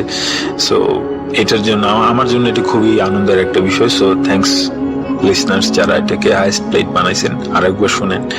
আর রাসেল ভাইকেও থ্যাঙ্কস। রাসেল ভাই আমার খুবই কাছের একজন মানুষ, ফর সো মেনি রিজনস। আমি অনেক দিন ধরে তার শোর ফ্যান ছিলাম এবং পরবর্তীতে আমরা ফিল্ম মেকিং এ মাস্টার্স করছি একসাথে, দেন একসাথে কাজ করা হচ্ছে। সো সব দিক মিলিয়ে থ্যাংক ইউ রাসেল ভাই। আশা করি আপনি সবসময় ভালো দলে থাকেন। সো এনিওয়েজ, স্টোরিটা শেয়ার করি এখন। এই যে স্টোরিটা, এটা আমার খুবই ক্লোজ একটা ফ্রেন্ডের কাছ থেকে শোনা। স্টোরিটা আনুমানিক 2008 to 10 এই টাইমটার মধ্যে, 2008 বা 10, মানে অলমোস্ট এক যুগ আগে। সো স্টোরির লোকেশনটা আমি বলছি না স্বাভাবিকভাবেই, বাট এটা হচ্ছে খুবই রিমোট একটা গ্রামে, কিছুটা পাহাড়ি এলাকা টাইপের একটা খুবই রিমোট গ্রাম। সেই গ্রামের ঘটনা। তো ঘটনার মূল যে জায়গাটা সেটা হচ্ছে গ্রামের সাইডে জঙ্গলের কাছাকাছি একটা জায়গা আছে যেটার নাম হচ্ছে বিধবার চালা। এখন চালা মানে জিনিসটা, জায়গাটা এরকম মূল গ্রাম থেকে একটু সাইডে জঙ্গলের মধ্যে এবং বেশ ঘন বনের মাঝখানে হচ্ছে একটা জায়গা যেখানে একটা সাইড হচ্ছে পানি, পানির পরে হচ্ছে ওপেন, যেখান থেকে দূরে গ্রামটা দেখা যায়। আর আরেক সাইডে হচ্ছে এই হাফ সার্কেল শেপে একটা মাঠ, অর্থাৎ অর্ধবৃত্ত আকৃতিতে একটা মাঠ। মাঠের এক সাইডটা পানি আর অন্য সাইডটা আর কি, বাকি সাইড গুলো সবগুলো হচ্ছে ঘন জঙ্গল। সো ঘটনাটা যেদিন হয় সেদিন হচ্ছে একটা বিয়ের অনুষ্ঠান ছিল। আমি যার কাছ থেকে শুনি, আমার ফ্রেন্ড, সে বিয়ের অনুষ্ঠান শেষ হওয়ার পরে বেশ আর কি সব আনুষ্ঠানিকতা শেষ। সো গ্রামের যেটা হয় যে ইয়াং পোলাপান যারা থাকে তারা হচ্ছে ওই বিয়ে বাড়িতে ওখানে আনন্দ উৎসব বা গান বাজনা করতে থাকে। তো যথারীতি ওই দিন বেশ রাত হওয়ার পরে আমার ওই ফ্রেন্ড হঠাৎ করে ডিসাইড করলো যে এখানে না থেকে আমরা বিধবার চালায় যাই, যে ওখানে বসি কিছুক্ষণ আড্ডা দিই। তো হয়তো সবাই টায়ার্ড ছিল বা ডিফারেন্ট প্ল্যান্স ছিল, কার কেউ যেতেছে না। তো আমার ওই ফ্রেন্ড এবং ওর এক কাজিন, এক ছোট ভাই ডিসাইড করলো যে আর কেউ না গেলে আমরাই যাবো ওখানে, যে আড্ডা দিই বা তাস খেলি সামথিং। এবং ওই দিন জ্যোৎস্না রাত ছিল, পূর্ণিমা, ফুল মঞ্চ। তো ওরা যথারীতি ওখানে চলে গেল। এখন গভীর রাত প্লাস জ্যোৎস্না রাত প্লাস একদম রিমোট একটা গ্রাম। এটা শুনলে মনে হয় যে রাতের গ্রাম, তার মানে খুবই নিস্তব্ধ। বাট রাতের গ্রামে যারা থাকছে তারা জানে যে এটা মোটেই একদম সাইলেন্স নাই। রাতের গ্রাম মানে অদ্ভুত একটা মিউজিক। আমি নয়েজ বলবো না, ইটস লাইক এ মিউজিক, প্রচুর শব্দ থাকে। বাট একই সাথে একটা যেটা ব্যাপার থাকে যে জঙ্গলের মধ্যে ওখানে প্রচুর গাছপালা থাকে, নয়েজ পাস হওয়ার, সাউন্ড পাস হওয়ার খুবই সোর্স থাকে অনেক বেশি, এবং চারিদিকে পাতা পড়া, বেশ ছমছমে একটা পরিবেশ। এবং এর ফলে কি হয় যে জঙ্গলের মধ্যে কেউ যদি হাঁটাহাঁটি করে, বেশ দূর থেকেও গ্রামে সেই সাউন্ডটা শুনতে পাওয়া যায়, এবং এত ক্লিয়ারলি স্পেসিফিক যে কেউ কোন দিক দিয়ে হাঁটতেছে, কোথায় থেকে কোথায় যাচ্ছে, মুভ করছে, পাতার মধ্যে এই মুভমেন্টের সাউন্ডটা খুব ক্লিয়ার বোঝা যায়। বাট এটা সাইলেন্স না, মানে রাতের পোকামাকড়, পাখি, রাত জাগা প্রাণী, সবকিছু, বাতাস, সবকিছু মিলে অদ্ভুত একটা মিউজিক ক্রিয়েট হয়। খুবই চমৎকার। যারা গ্রামের রাত কাটানোর অভিজ্ঞতা আছে তারা খুব ভালো জানেন, গ্রামের যারা লিসনার্স। এনিওয়েজ, তো ওরা বেশ গভীর রাত ওইখানে বসে রয়েছে, আড্ডা দিচ্ছে। সামনে পুকুর, পেছনে অর্ধবৃত্ত আকৃতিতে হাফ সার্কেল আর কি জঙ্গল। তো হঠাৎ মাঝরাতের দিকে পূর্ণিমা, সবকিছু দেখা যাচ্ছে, খুবই সুইট সাউন্ডস। সাডেনলি সব সাউন্ড থেমে গেল, মানে সাইলেন্ট। সাডেনলি কোনো প্রকার সাউন্ড হচ্ছে না, বাতাস নেই, কিচ্ছু না, নাথিং। ইট ওয়াজ পিন ড্রপ সাইলেন্স। এরকম অবস্থায় এই ব্যাপারটা আমার ফ্রেন্ডরা নোটিস করলো যে সামথিং ইজ রং। কোনো সাউন্ড নেই, সবকিছু হঠাৎ করে থমথম হয়ে গেছে। এ সময় আমি বলছিলাম যে জঙ্গলের মধ্যে পাতা পড়া থাকে, সো কেউ মুভ করলে সেই সাউন্ডটা স্পষ্ট শোনা যায় অনেক দূর থেকে। ওরা শুনতে পারলো যে ওদের উল্টা দিকে জঙ্গলের ভেতর থেকে, দূর থেকে কেউ একজন হেঁটে হেঁটে এদিকে আসতেছে। সো এটা খুবই নর্মাল একটা বিষয় ওদের কাছে মনে হলো, যে হয়তো আমাদের ফ্রেন্ডরা যারা আছে তারা জয়েন, মানে ওরা এখানে আছে তো ফ্রেন্ডসরা জানে, সো তারা হয়তো জয়েন করার জন্য আসতেছে কেউ।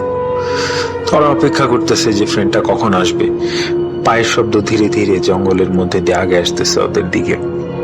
একটু একটু করতে করতে একদম কাছাকাছি চলে আসছে। ওরা অপেক্ষায় আছে যে আমরা তাকে থাকলেই আর কিছুক্ষণের মধ্যেই যে আছে সে জঙ্গল থেকে এই মাঠের মধ্যে পা দিবে।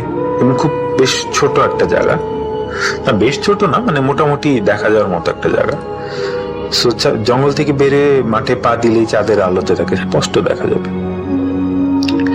কিন্তু আর অবাক হয়ে খেয়াল করলো যে পদশব্দটা ওদের দিকে, যে পার্সনটা বা যাই হোক ওদের দিকে আসতেছিল, সে মাঠে ঠিক কিনারে জঙ্গলের ভেতরে গাছের ছায়া এসে দাঁড়ায় গেল।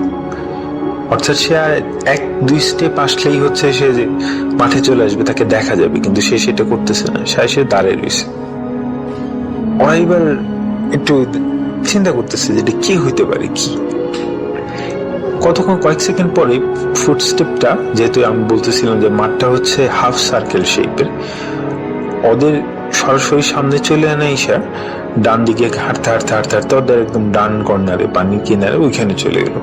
ওরা ফুটস্টেপ ফলো করে শুনতেছে, বুঝতেছে যে এই শব্দটা কই থেকে কই যাইতেছে, বাট এখনো দেখতেছে না। সে যথারীতি সামনের মতো একদম কর্নারে এসে দাঁড়াইছে। আরেকটু আগালি পুকুরে কিনারে গেলে তাকে দেখা যাওয়ার কথা, কিন্তু সেটা করতেছে না। আবার ফুটস্টেপটা মুভ করা শুরু করলো, করতে করতে করতে করতে আবার ওদের একদম লেফট কর্নার পর্যন্ত আসলো। এইবার ওরা একটু ভয় পাইতেছে যে এটা কি, মানে ফার্স্ট ওদের থটটা ছিল যে হয়তো বন্ধুরা কেউ মজা করতেছে, এখন ওদের কাছে মনে হচ্ছে এটা কি ডাকাত বা এরকম কেউ কিছু হবে। বাট ওরা এই লজিকটা বের করতে পারতেছে না, বিকজ এই মুহূর্তে এরকম হওয়ার কথা না গ্রামের মধ্যে এই জায়গায়, এবং ওদের কাছে এরকম কোন ভ্যালুয়েবল জিনিসও নাই যার জন্য ডাকাত আসবে। এই ফুটস্টেপটা এরকম 2-3 বার ওদের ঘিরে, মানে হাফ সার্কেলে ঘুরতেছে ওদের চারপাশ দিয়ে, এবং ওদের পেছনে তখন পুকুরটা, পুকুরের পরে বিস্তীর্ণ ক্ষেত, দূরে গ্রাম, পেছনে কেউ নেই, চাঁদের আলোতে স্পষ্ট পুকুর এবং লম্বা পুকুর, এবং সামনে অর্ধ চন্দ্রাকৃতি বা হাফ সার্কেল শেপে হচ্ছে জঙ্গল। এই ফুটস্টেপটা এই হাফ সার্কেলে কর্নারে ঘুরতে ঘুরতে ঘুরতে ঘুরতে একসময় ওদের সামনে আইসা আবার দাঁড়াইছে। সামনে বলতে মাঠে আসেনি, ওদের ঠিক ফেস বরাবর জঙ্গলের ভেতরে দাঁড়াইছে, যে আর এক স্টেপ আসলেই দেখা যাবে। তো এইবার ওরা এই টেনশনে থাকতে না পেরে ওরা উঠে দাঁড়াইছে এবং একটু একটু করে হাঁটা শুরু করছে যে দেখি এটা কে।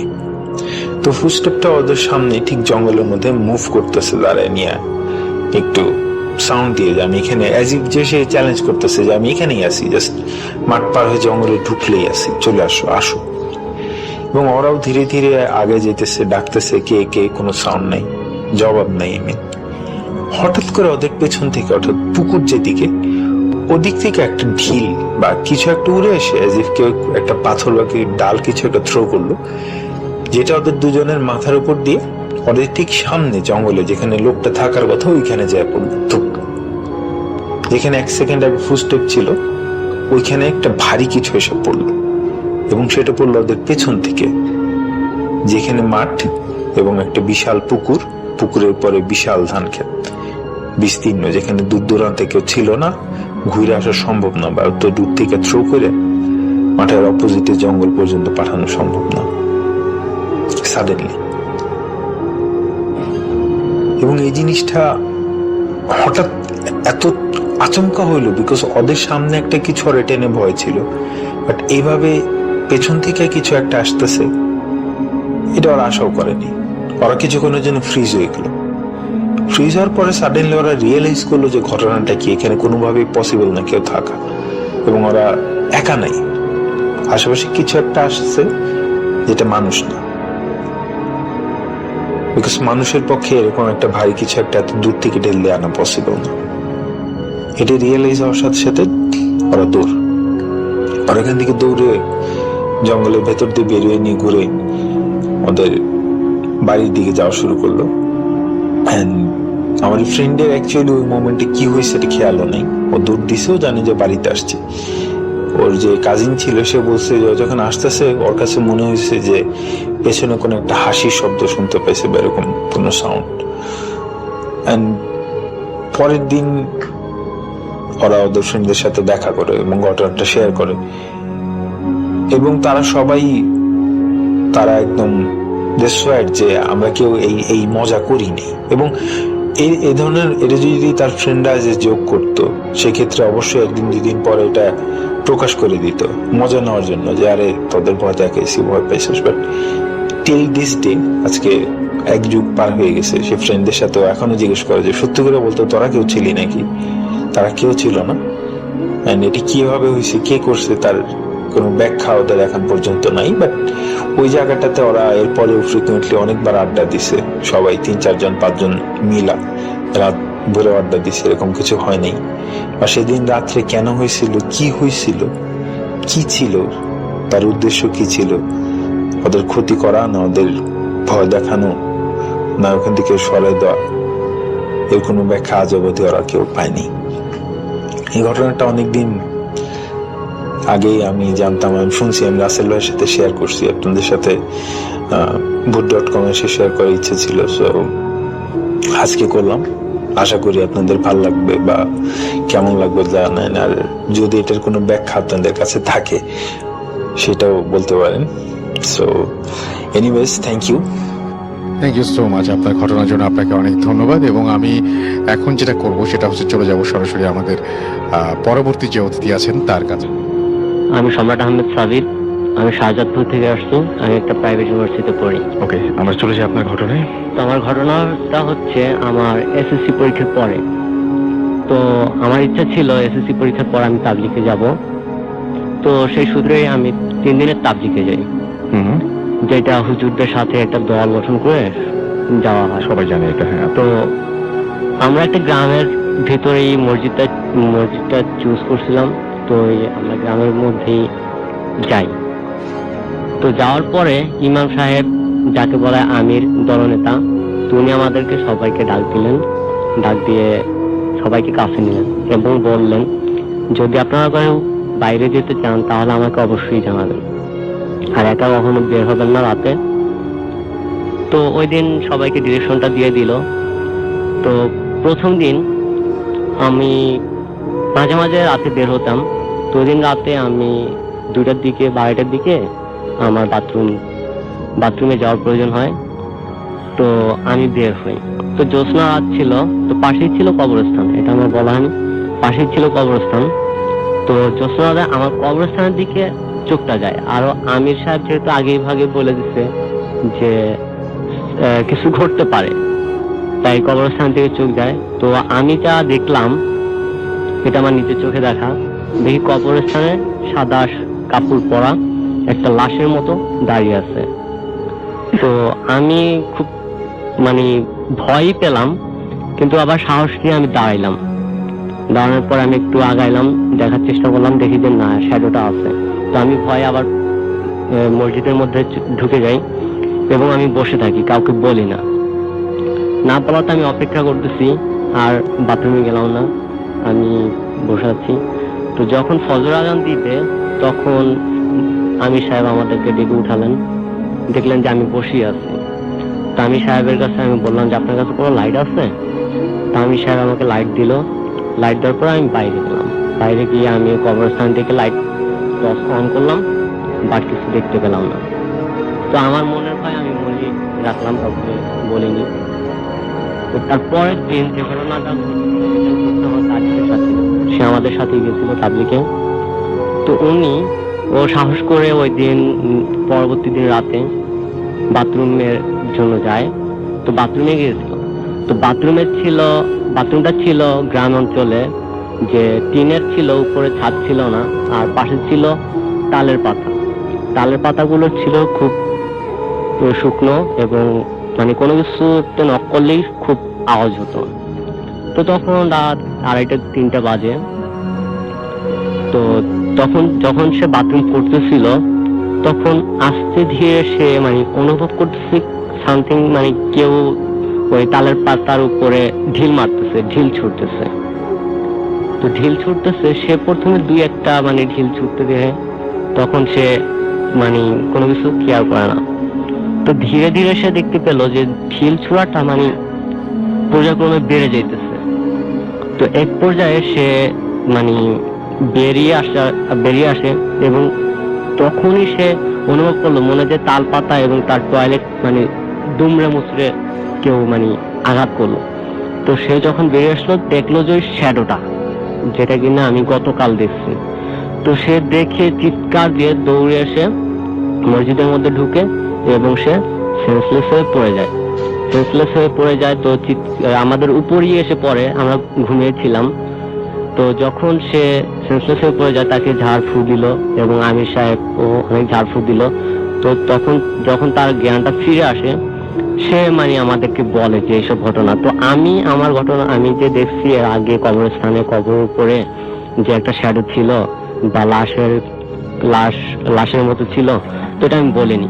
তো পরে আমি যখন বললাম তখন দেখলাম যে ওই আমার কাজিনের সাথে এবং আমার সাথে প্রায় সেম মানে শ্যাডোটা আমরা দুইজনই দেখছি। ওকে, আপনি শ্যাডো দেখেছেন, শ্যাডোটা কেমন ছিল একটু আমাদের বলবেন? শ্যাডোটা ছিল কাপড়ের কাপড় পরা থাকে যেমন সাদা, ধপধপে সাদা। তো জ্যোৎস্না ছিল, খুব ভালো করে বোঝা যেতেছিল। আর কবরটা ছিল বাঁধানো। আর যখন আমি লাইটটা যখন অন করি তখন আমি আর কিছুই দেখতে পাই না।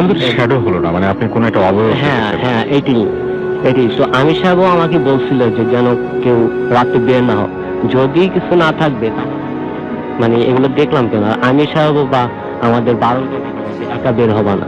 থ্যাংক ইউ সো মাচ আপনার ঘটনার জন্য, আপনাকে অনেক। আমি যে ঘটনাটা বলবো তার নাম হচ্ছে শাহ আলম।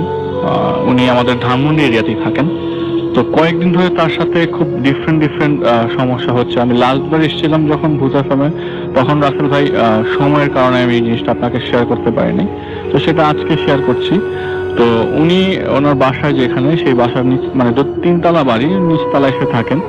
তো নিচতলায় যখন এটা প্রায় 6-7 মাস আগের থেকে এই ঘটনাটা শুরু হয় আর কি। তো নিচতলায় থাকেন, তার বাসা হচ্ছে রায়ের বাজার ঢালে। তো নিচতলায় বাড়িতে সে একদিন রাতের বেলা তার ঘুম ভাঙে হচ্ছে বিকট চিৎকারে। বিকট চিৎকারটা এরকম হয় যে তার জানালার গ্লাসগুলা চুরমার হয়ে যায়, ভেঙে চুরমার হয়ে যায়। জিনিসটা খুবই ডিফারেন্ট। সেই বাসায় মানে ওই ফ্ল্যাটে সে একা থাকে। তো ভেঙে যায় এবং সে তার সাথে সাথে ওই শব্দে ঘুম ভাঙে যে কে মানে ঢিলা মারলো তার গ্লাসের মধ্যে।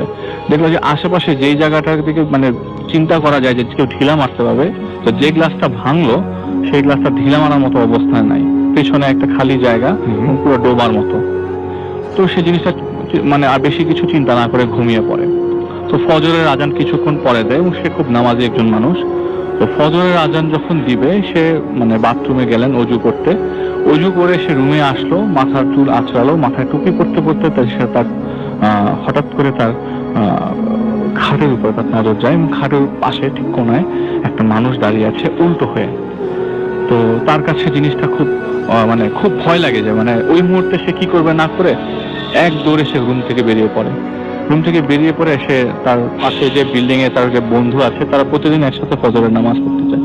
তো বন্ধুকে গিয়ে জিজ্ঞেস করলো যে দোস্ত এরকম কি কখনো ঘটতে পারে, আমার রুমের মধ্যে আমি এরকম দেখলাম, তুই কি আমার সাথে একটু আসবি?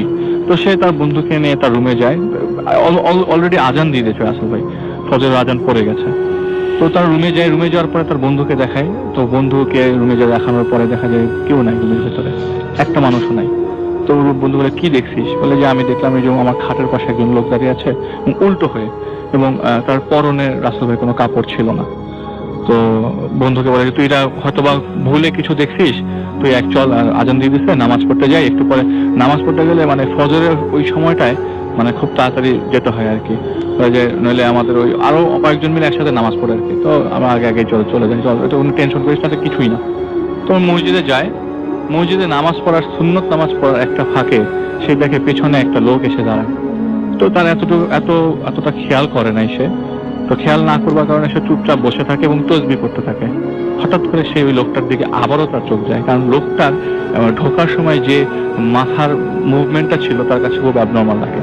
মাথার মুভমেন্টটা, মাথাটা যেন কিরকম ঘুরিয়ে সে মানে মসজিদের ভেতর ঢোকে।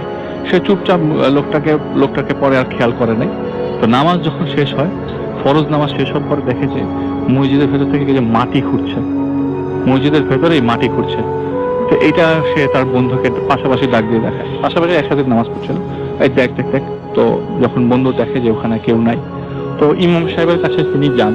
ইমাম সাহেবকে বলেন যে আমি মসজিদের ভেতরে এরকম একটা জিনিস দেখলাম, এখন তো সব নর্মাল, সবকিছুই নর্মাল, আমার সাথে এখন যা আছে সবই নর্মাল, কাউকে কোনো কিছু শেয়ার করতে গেলে সেটা নর্মাল হয়ে যাচ্ছে। আমি একটু আগে আমার বাসার মধ্যে এরকম ঝামেলা দেখলাম, এখন মসজিদ আসার পর এটা দেখলাম। বলে যে এটা কিছু না, তুমি এটা বেশি আমলে নিও না, তুমি তোমার মতোই থাকো, তোমার কিছু হবে না। তো সে বাসায় চলে আসে এবং ওই দিনের মতো তার রীতিমতো সব কাজ শেষ করে রাতের বেলা বাসায় ফেরে।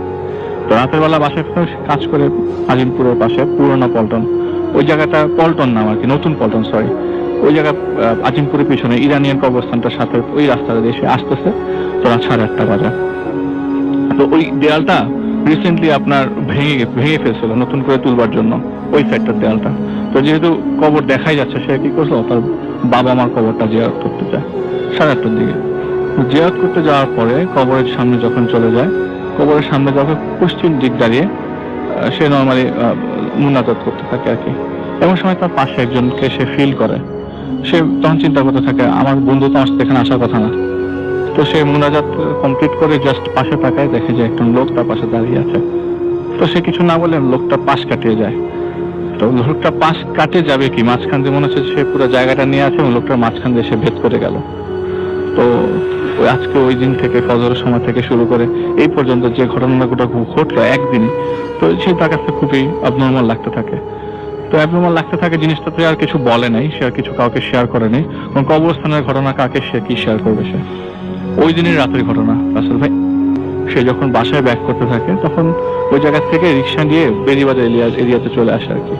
তো মোহাম্মদপুর যে ঢালটা, রায়বাজারের সাইডটা দিয়ে মোহাম্মদপুরের ঢালটা, ওই জায়গা থেকে নামবে বেরিবাদ থেকে। এমন সময় আপনার একটা লোক তার পাশে, ঠিক একই লোকটা, যে লোকটা তার পাশে দাঁড়িয়ে ছিল কবরস্থানে, সেই লোকটা তার সামনে আসে এবং বলে যে তুই কই যাস?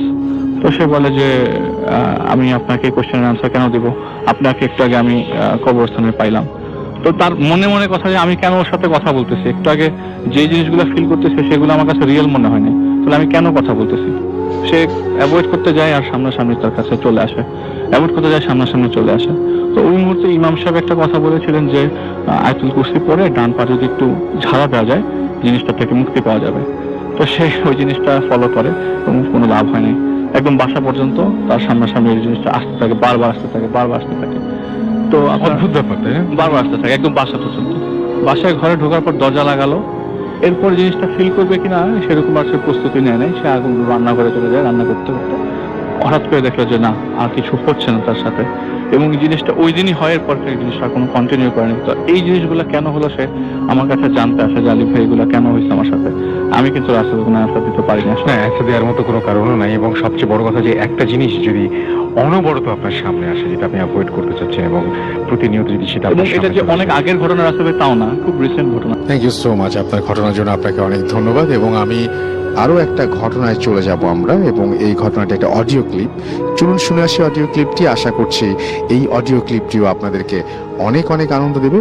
চলুন শুনে আসি। আসসালামু আলাইকুম, আশা করি সকলে ভালো আছেন। আমি মোহাম্মদ আরমান আল, আমি আল্লাহর মতো ভালো আছি। তো আজকে আমি আমার জীবনে ঘটে যাওয়া একটি ঘটনা আপনাদের সঙ্গে শেয়ার করব। তো এই ঘটনাটি ঘটা হচ্ছে বাগেরহাটে, এবং বাগেরহাটে এটা ভৈরব নদী কেন্দ্রিক একটি ঘটনা।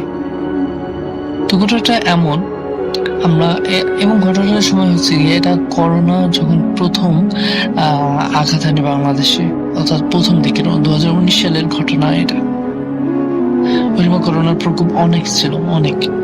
আমরা সবাই পিপি পরে বের হতাম এবং অনেক ছিল ওই সময়। তো তখন আমরা চিন্তা করি আমরা গ্রামে যাব এবং গ্রামে যেয়ে কিছুদিন স্টে করব, যাতে কিছুটা হলেও সেফ থাকতে পারি। কারণ তখনকার সময়ে ঢাকা বা শহরে সব জায়গায় করোনা ছড়িয়ে পড়েছিল। এন্ড আমরা সেভাবেই গ্রামে যাই, এবং গ্রামে গিয়ে আবার সবসময় ছোটবেলা থেকে এসব জিন, পরি, ভূত যাই বলেন না কেন, সবকিছুর প্রতি আমার অনেক অনেক কিউরিয়াসিটি এখনো। এবং আমার এসবের প্রতি এত কিউরিয়াসিটি যে ছোটবেলা আমি এসব নিয়ে একটা টিমও বানিয়েছিলাম, এনএস খোঁজ রিসার্চ টিম, এবং ওটা ক্লাস 6-এ। তো যাকে এসব বাদ, আমি তাহলে ঘটনায় ঢুকি। তো আমরা গিয়ে চিন্তা করি, এবং আমি যখন এলাকায় যাই সবসময় সবাইকে জিজ্ঞেস করি যে কোন এলাকাটা ভয়ানক, কোনখানে ভয় পাওয়া যাবে, অর্থাৎ কোনখানে গেলে জিনের দেখা পাওয়া যাবে। এরকম সবার সাথে একটু গল্প গুজব করি। তো সেরকম গল্প গুজবের মাধ্যমে একটা জায়গার সন্ধান পাই, যেটা ছিল খুবই নির্জন জায়গা, এবং সেখানে মাত্র 2 জন বসবাস করত। এবং পুরো জায়গাটা অনেক মানে এরিয়া জুড়ে, ওই এরিয়াটুকু ওই জোনের মধ্যে একটা মাত্র ঘর ছিল, মানে একটা মাত্র পরিবার থাকতো এবং পরিবারের সদস্য ছিল 2 জন, তার বেশি কেউ ছিল না এখানে। অর্থাৎ ওই দুজনের প্রতিবেশী কেউ ছিল না, তারা 2 জন ছিল এবং 2 জন বৃদ্ধে বৃদ্ধে। এবং তারা কিভাবে বসবাস করতো, তারা হচ্ছে কি নদী থেকে মাছ ধরতো সারাদিন, সেই মাছ রান্না করতো, খেত, এবং তাদের ফসলি জমি ছিল, তাদের বাগান ছিল এবং বিভিন্ন ধরনের গাছ ছিল, দেখে সেগুলো থেকে সবজি কালেক্ট করতো এবং নৌকায় গিয়ে বাজার আনতো, আবার নৌকায় নিয়ে ফেরত আসতো। অর্থাৎ দিন শেষে তাদের সবগুলো সময় কাটতোই ওই জায়গাটুকু। তো আমরা যে উদ্দেশ্যে গিয়েছিলাম, মূলত আমার মামা সেখানে পূর্বে গিয়েছিলেন এবং তিনি বলেছিলেন যে ওইখানে সে আগে যখন গিয়েছিলেন বারবার এবং বারবার মানে আলু ঝলকানি দেখতেন, অর্থাৎ মানে মাথার উপর থেকে আগুনের কলা উড়ে যায় এবং অনেক নিচ থেকে গাছের ওই পাশ থেকে আসে, ওই পাশ থেকে আসে।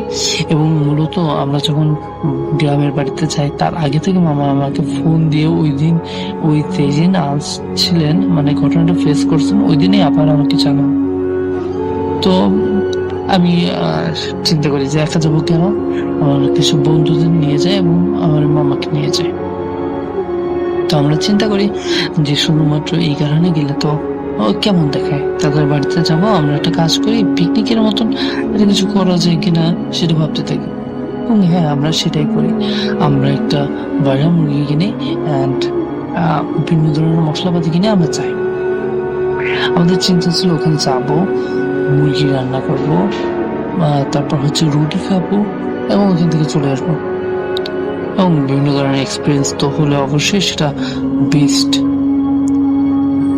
তো এত কিছু করবো, অপরিচিত মানুষ, কিন্তু আমরা কিভাবে পরিচিত হই, মানে হচ্ছে যে একজনদের বাড়ি যাব, তারা তো অপরিচিত, তো আমরা তো তাহলে কিভাবে যাব?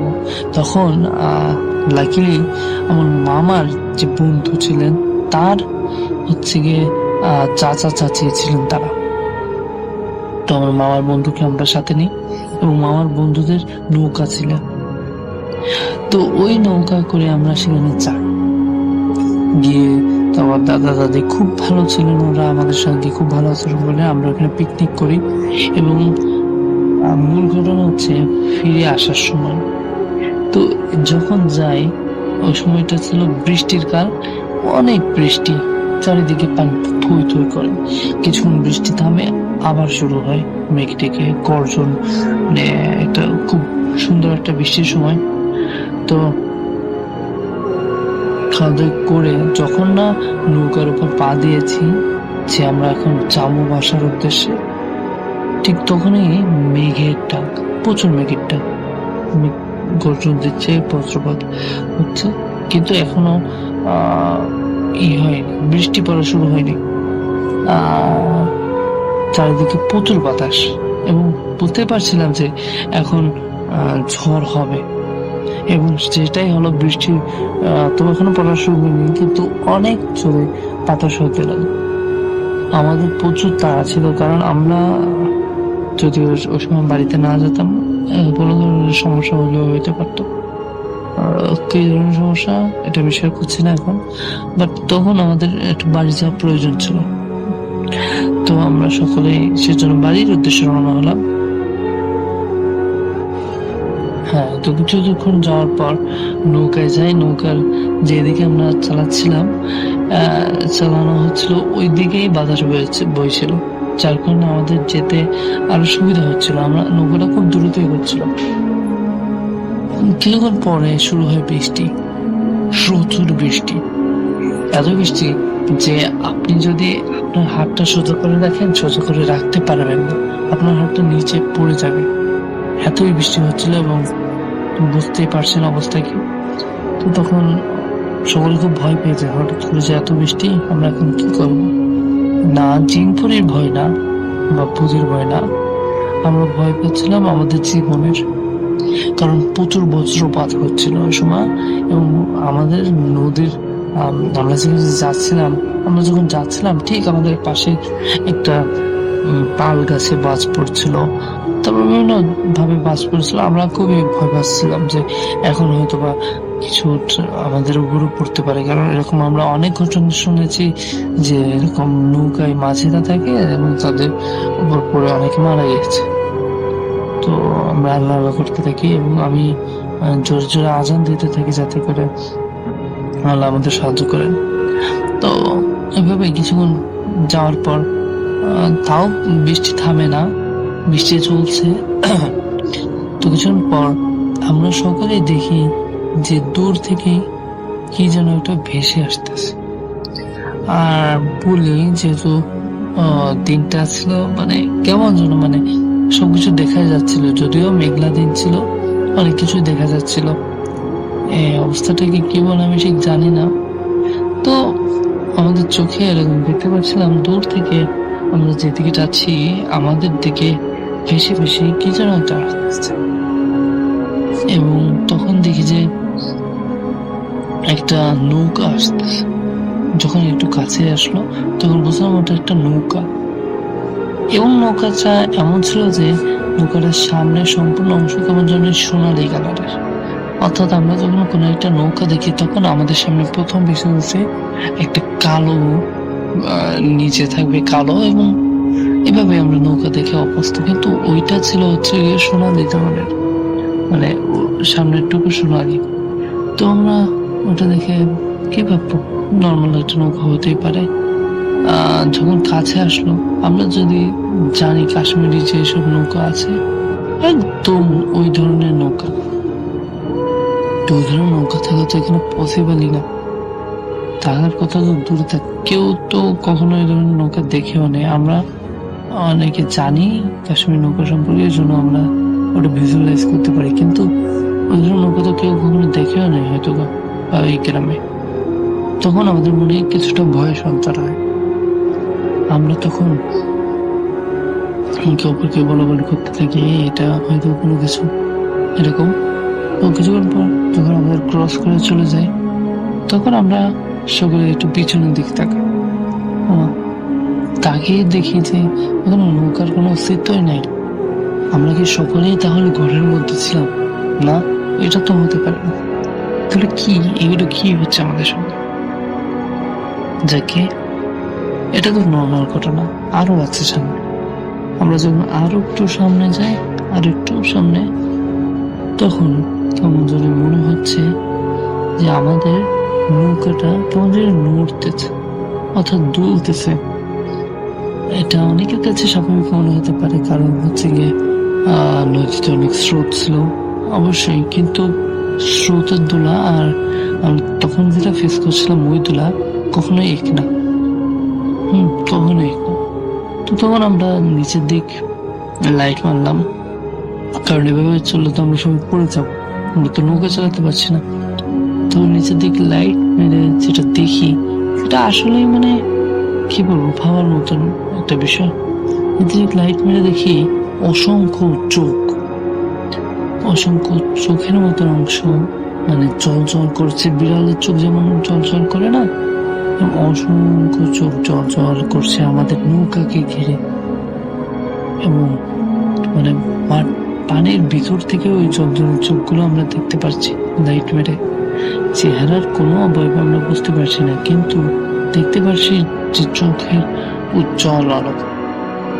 আসলে আমরা ওই সময় অবস্থাটা কি হয়েছিল তা আমরাই জানি। অনেক ভয় পেয়েছিলাম, অনেক।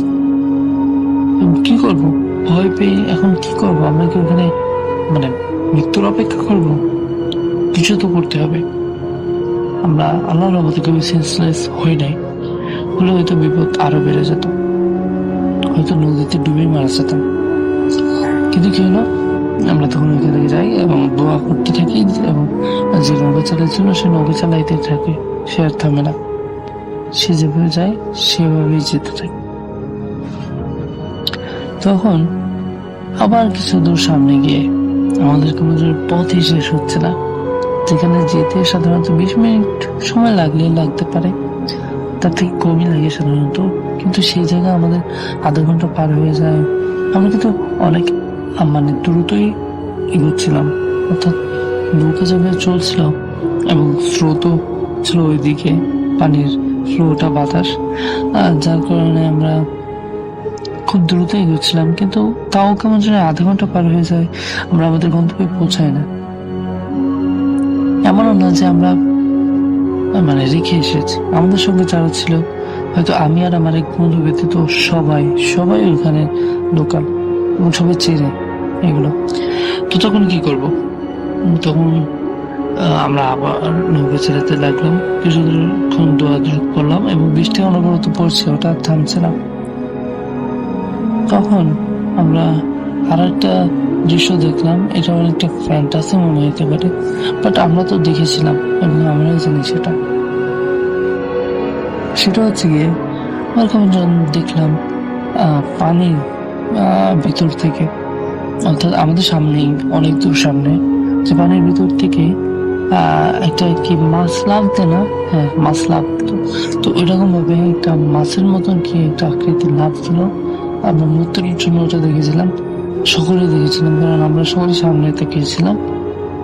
তো মুহূর্তের জন্য ওটা লাফ দিল, মানে অনেক বড়, সে আমরা যদি কল্পনা করতে পারি না, এত বড় লাফ দিয়েছিল। নদী তো এপার থেকে ওপার এবং ওটা এপার থেকে ওপারে ছিল, এবং ওই নদীতে এত বড় মাছ, অর্থাৎ আপনি যদি তিমি বলতে পারেন, অথবা তিমি অনেকটাই বড় হয়ে যায়, কিন্তু ছোট যে হুইলগুলো আছে হয়তো এরকমই কিছু, এরকম অনেক উপর থেকে লাফ দিল এবং ধরলাম যদি হুইলে হতো।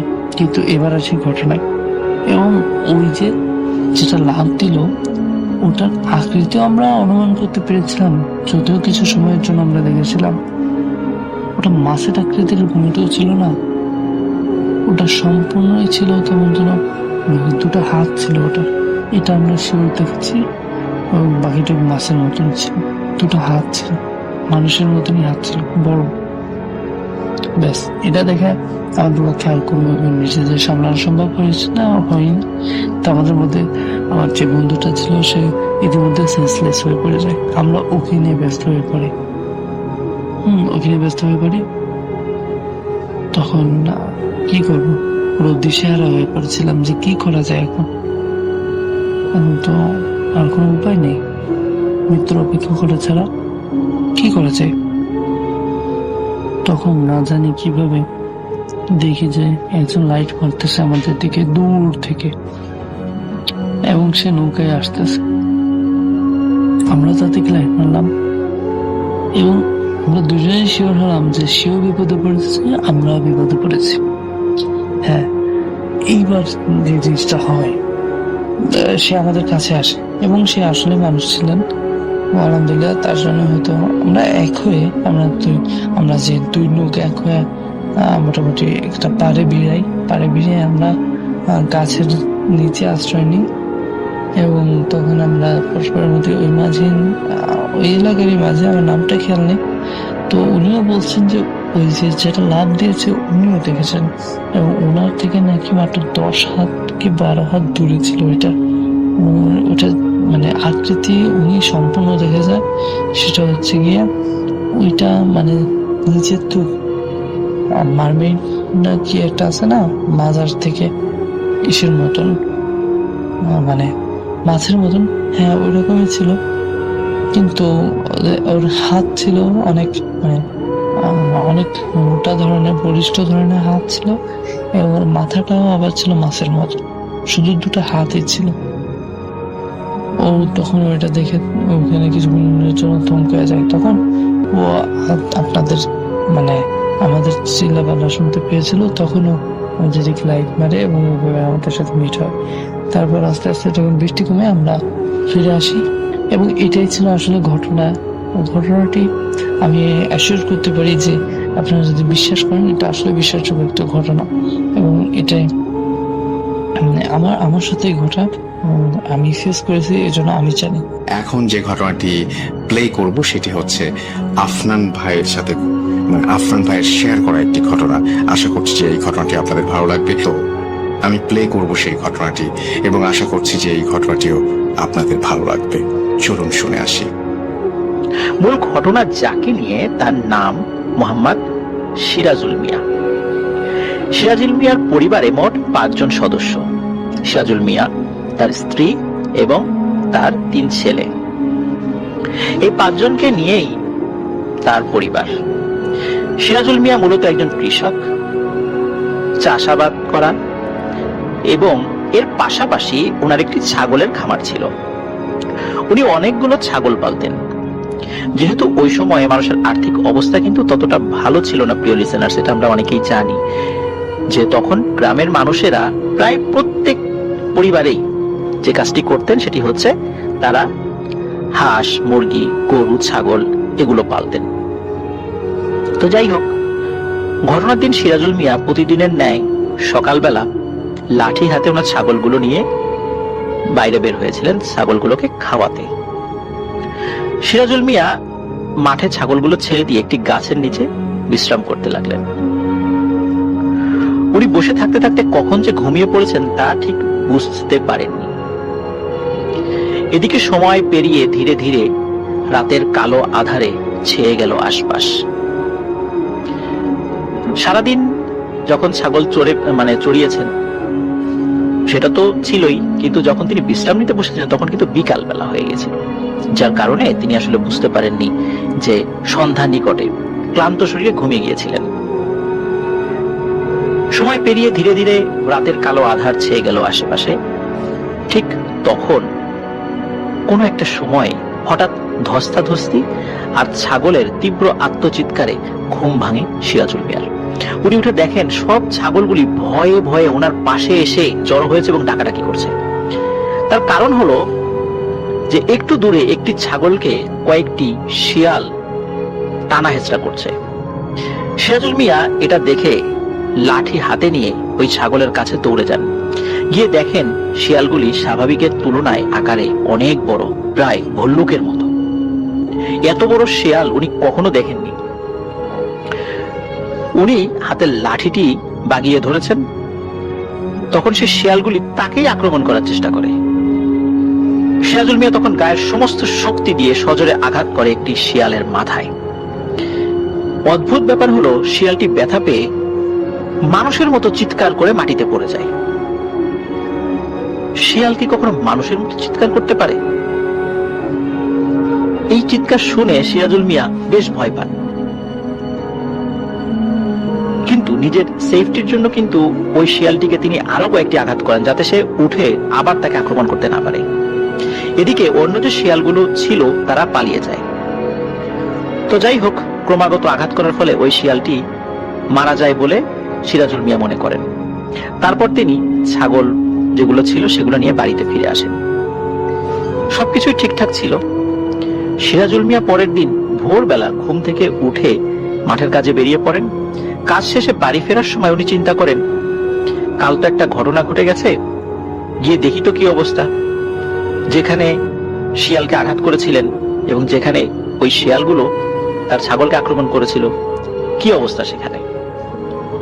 তিনি সেখানে গিয়ে দেখেন যে ছাগলের 3টা মাথা পড়ে আছে, আশেপাশে মাংসের টুকরো, হাড্ডি আর রক্তের ছড়াছড়ি। মাটিতে ধস্তাধস্তির চিহ্ন, কিন্তু কোন শেয়ালের মৃত দেহ সেখানে নেই। এটা দেখে তিনি হন্তদন্ত হয়ে বাড়ি ফিরে ছাগলের খামারে গিয়ে দেখেন সেখানে ঠিক 3টে ছাগল কম। তো উনি চিন্তা করেন কি ব্যাপার, রাতের বেলা যখন নিয়ে আসি তখন তো সবগুলো ছাগল ঠিকই ছিল, এখন 3টে কম কেন? তো উনি চিন্তা করেন হয়তোবা কালকে আমি গুনতে ভুল করেছিলাম, এটাই হবে। তাছাড়া ওখানে 3টা মাথা কিভাবে গেল আমার ছাগলের?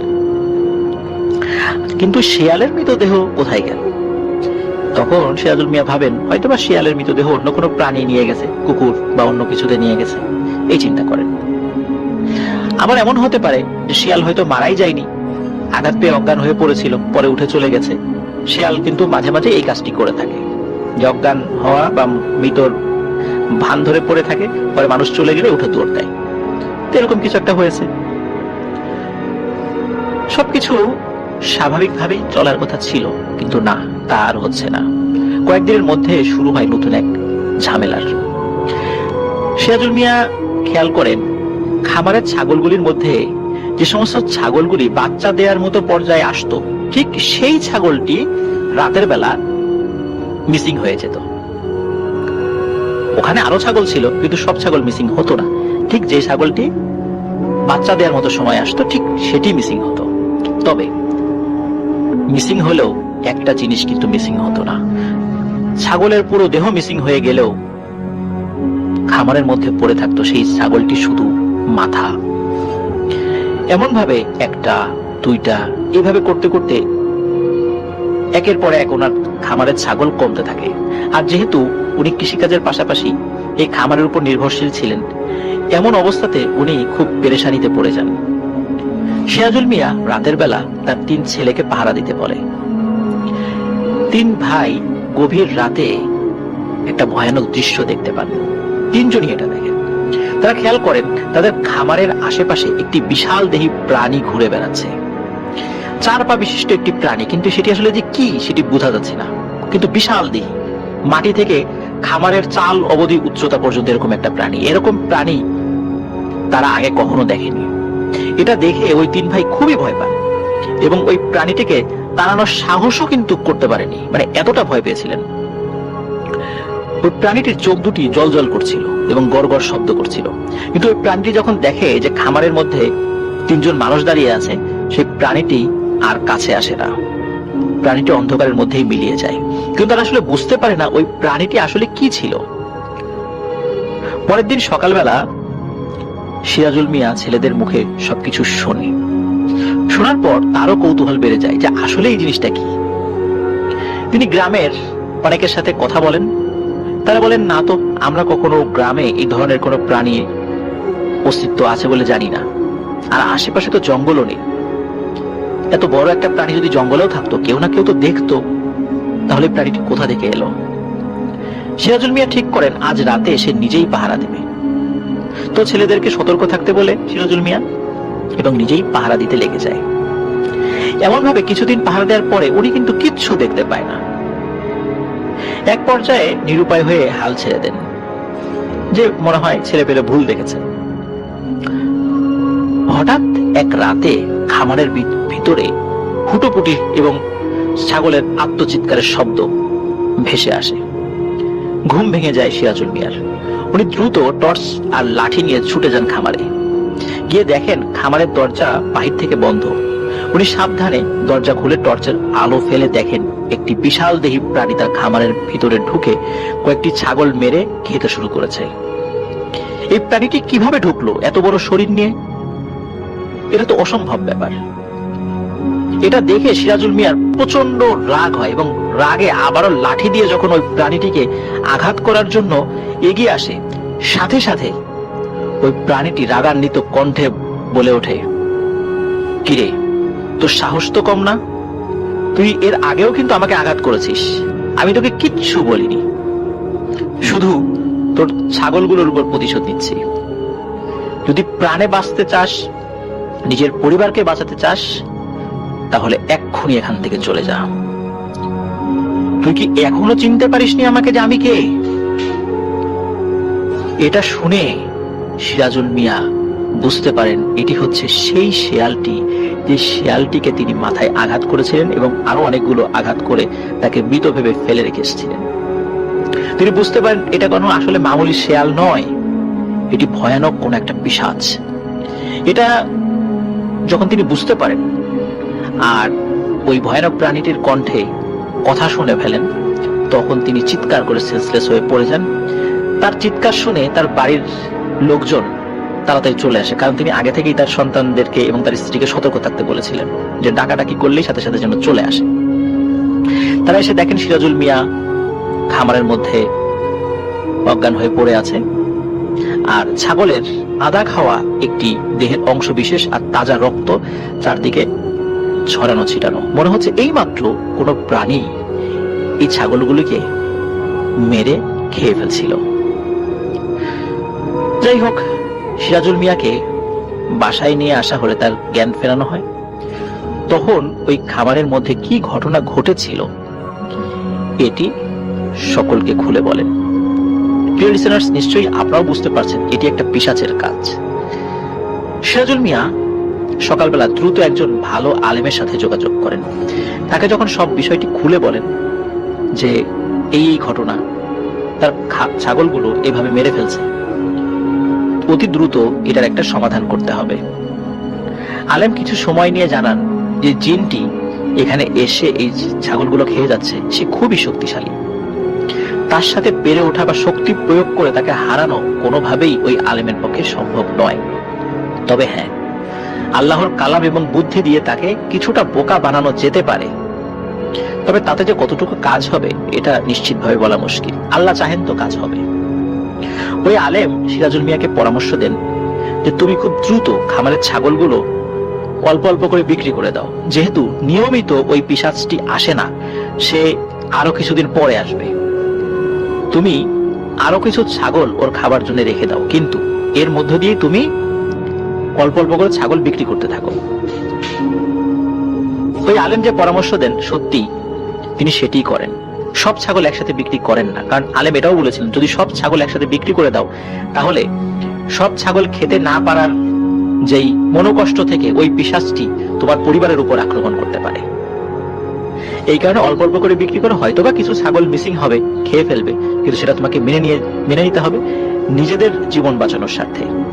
সত্যি তাই উনি প্রতিদিন 2-3টে করে ছাগল বিক্রি করতে থাকেন। এর মধ্যে 3-4 দিন পর পর একটা ছাগলের মাথা পাওয়া যেত। তিনি বুঝতে পারতেন ওই পিশাচটি এসে খেয়ে গেছে। ওই আলেম এও পরামর্শ দিয়েছিলেন একদম শেষ দিকে এসে 2টো ছাগল শুধু থাকবে, এই ছাগল দুটি তুমি আর বিক্রি করবা না, তুমি ওটি খামারেই রেখে দিবা। জিন যখন এসে দেখবে যে 2টি ছাগল রয়েছে, তখন সে মনে করবে যে একে একে সব ছাগল খাওয়া তার শেষ হয়ে গেছে। তখন সে এই 2টি ছাগল খেয়ে আর এখানে আসতে চাইবে না। জিনকে বোকা বানানো কি আসলে এত সহজ? কিন্তু প্রিয় লিসেনার্স, আসলে সৃষ্টির সেরা জীব মানুষ, মানুষের বুদ্ধি আসলে অনেক বেশি। সত্যি ওই দুষ্টু পিশাচ জিন এই কারসাজি ধরতে পারেনি। সে আসতো, দেখতো যে ছাগল আছে, খেয়ে চলে যেত। যখন ছাগল আস্তে আস্তে কমে গিয়েছে তখন সে মনে করেছে সবগুলো ছাগল সে খেয়েছে। লাস্টের 2টি খেয়ে সে চলে যায়, আর কখনো সে আসেনি। সে মনে করেছে যে তাকে আঘাত করার প্রতিশোধ সে এই সবগুলো ছাগল খেয়ে নিতে পেরেছে। তবে ওই আলেম এটিও বলে দিয়েছিল যে এরপরে তুমি কিন্তু আর কোনো ছাগল পেলো না, যদি আবার ছাগল পালো সে আবার আসবে, তার প্রতিশোধ নেওয়া শেষ হলে সে আর আসবে না। সিরাজুল মিয়া সেই কাজটি করেন এবং সত্যি ওই জিনটি আর কখনো আসেনি। এরপরে ওই আলেম কিছু নির্দিষ্ট রিচুয়াল করেন এবং কোরআন সুন্নাহ ভিত্তিক কিছু তদবির করে সিরাজুল মিয়ার বাড়ি বন্ধ করে দেন। আরো অদ্ভুত ব্যাপার হচ্ছে যে সিরাজুল মিয়া কিন্তু বেশ কিছুদিন ওই ভয়ানক পিশাচকে স্বপ্নে দেখেছিল। সে অস্পষ্টভাবে কিছু বলার চেষ্টা করত, কিন্তু সিরাজুল মিয়া সেটা বুঝতে পারত না। আস্তে আস্তে সে স্বপ্ন দেখাও বন্ধ হয়ে যায়। এইভাবেই এই ঘটনার সমাপ্তি ঘটে। প্রিয় লিসেনার্স, আশা করি ফিরোজ ইসলাম গাজী ভাইয়ের এই ঘটনাটিও আপনাদের ভালো লেগেছে।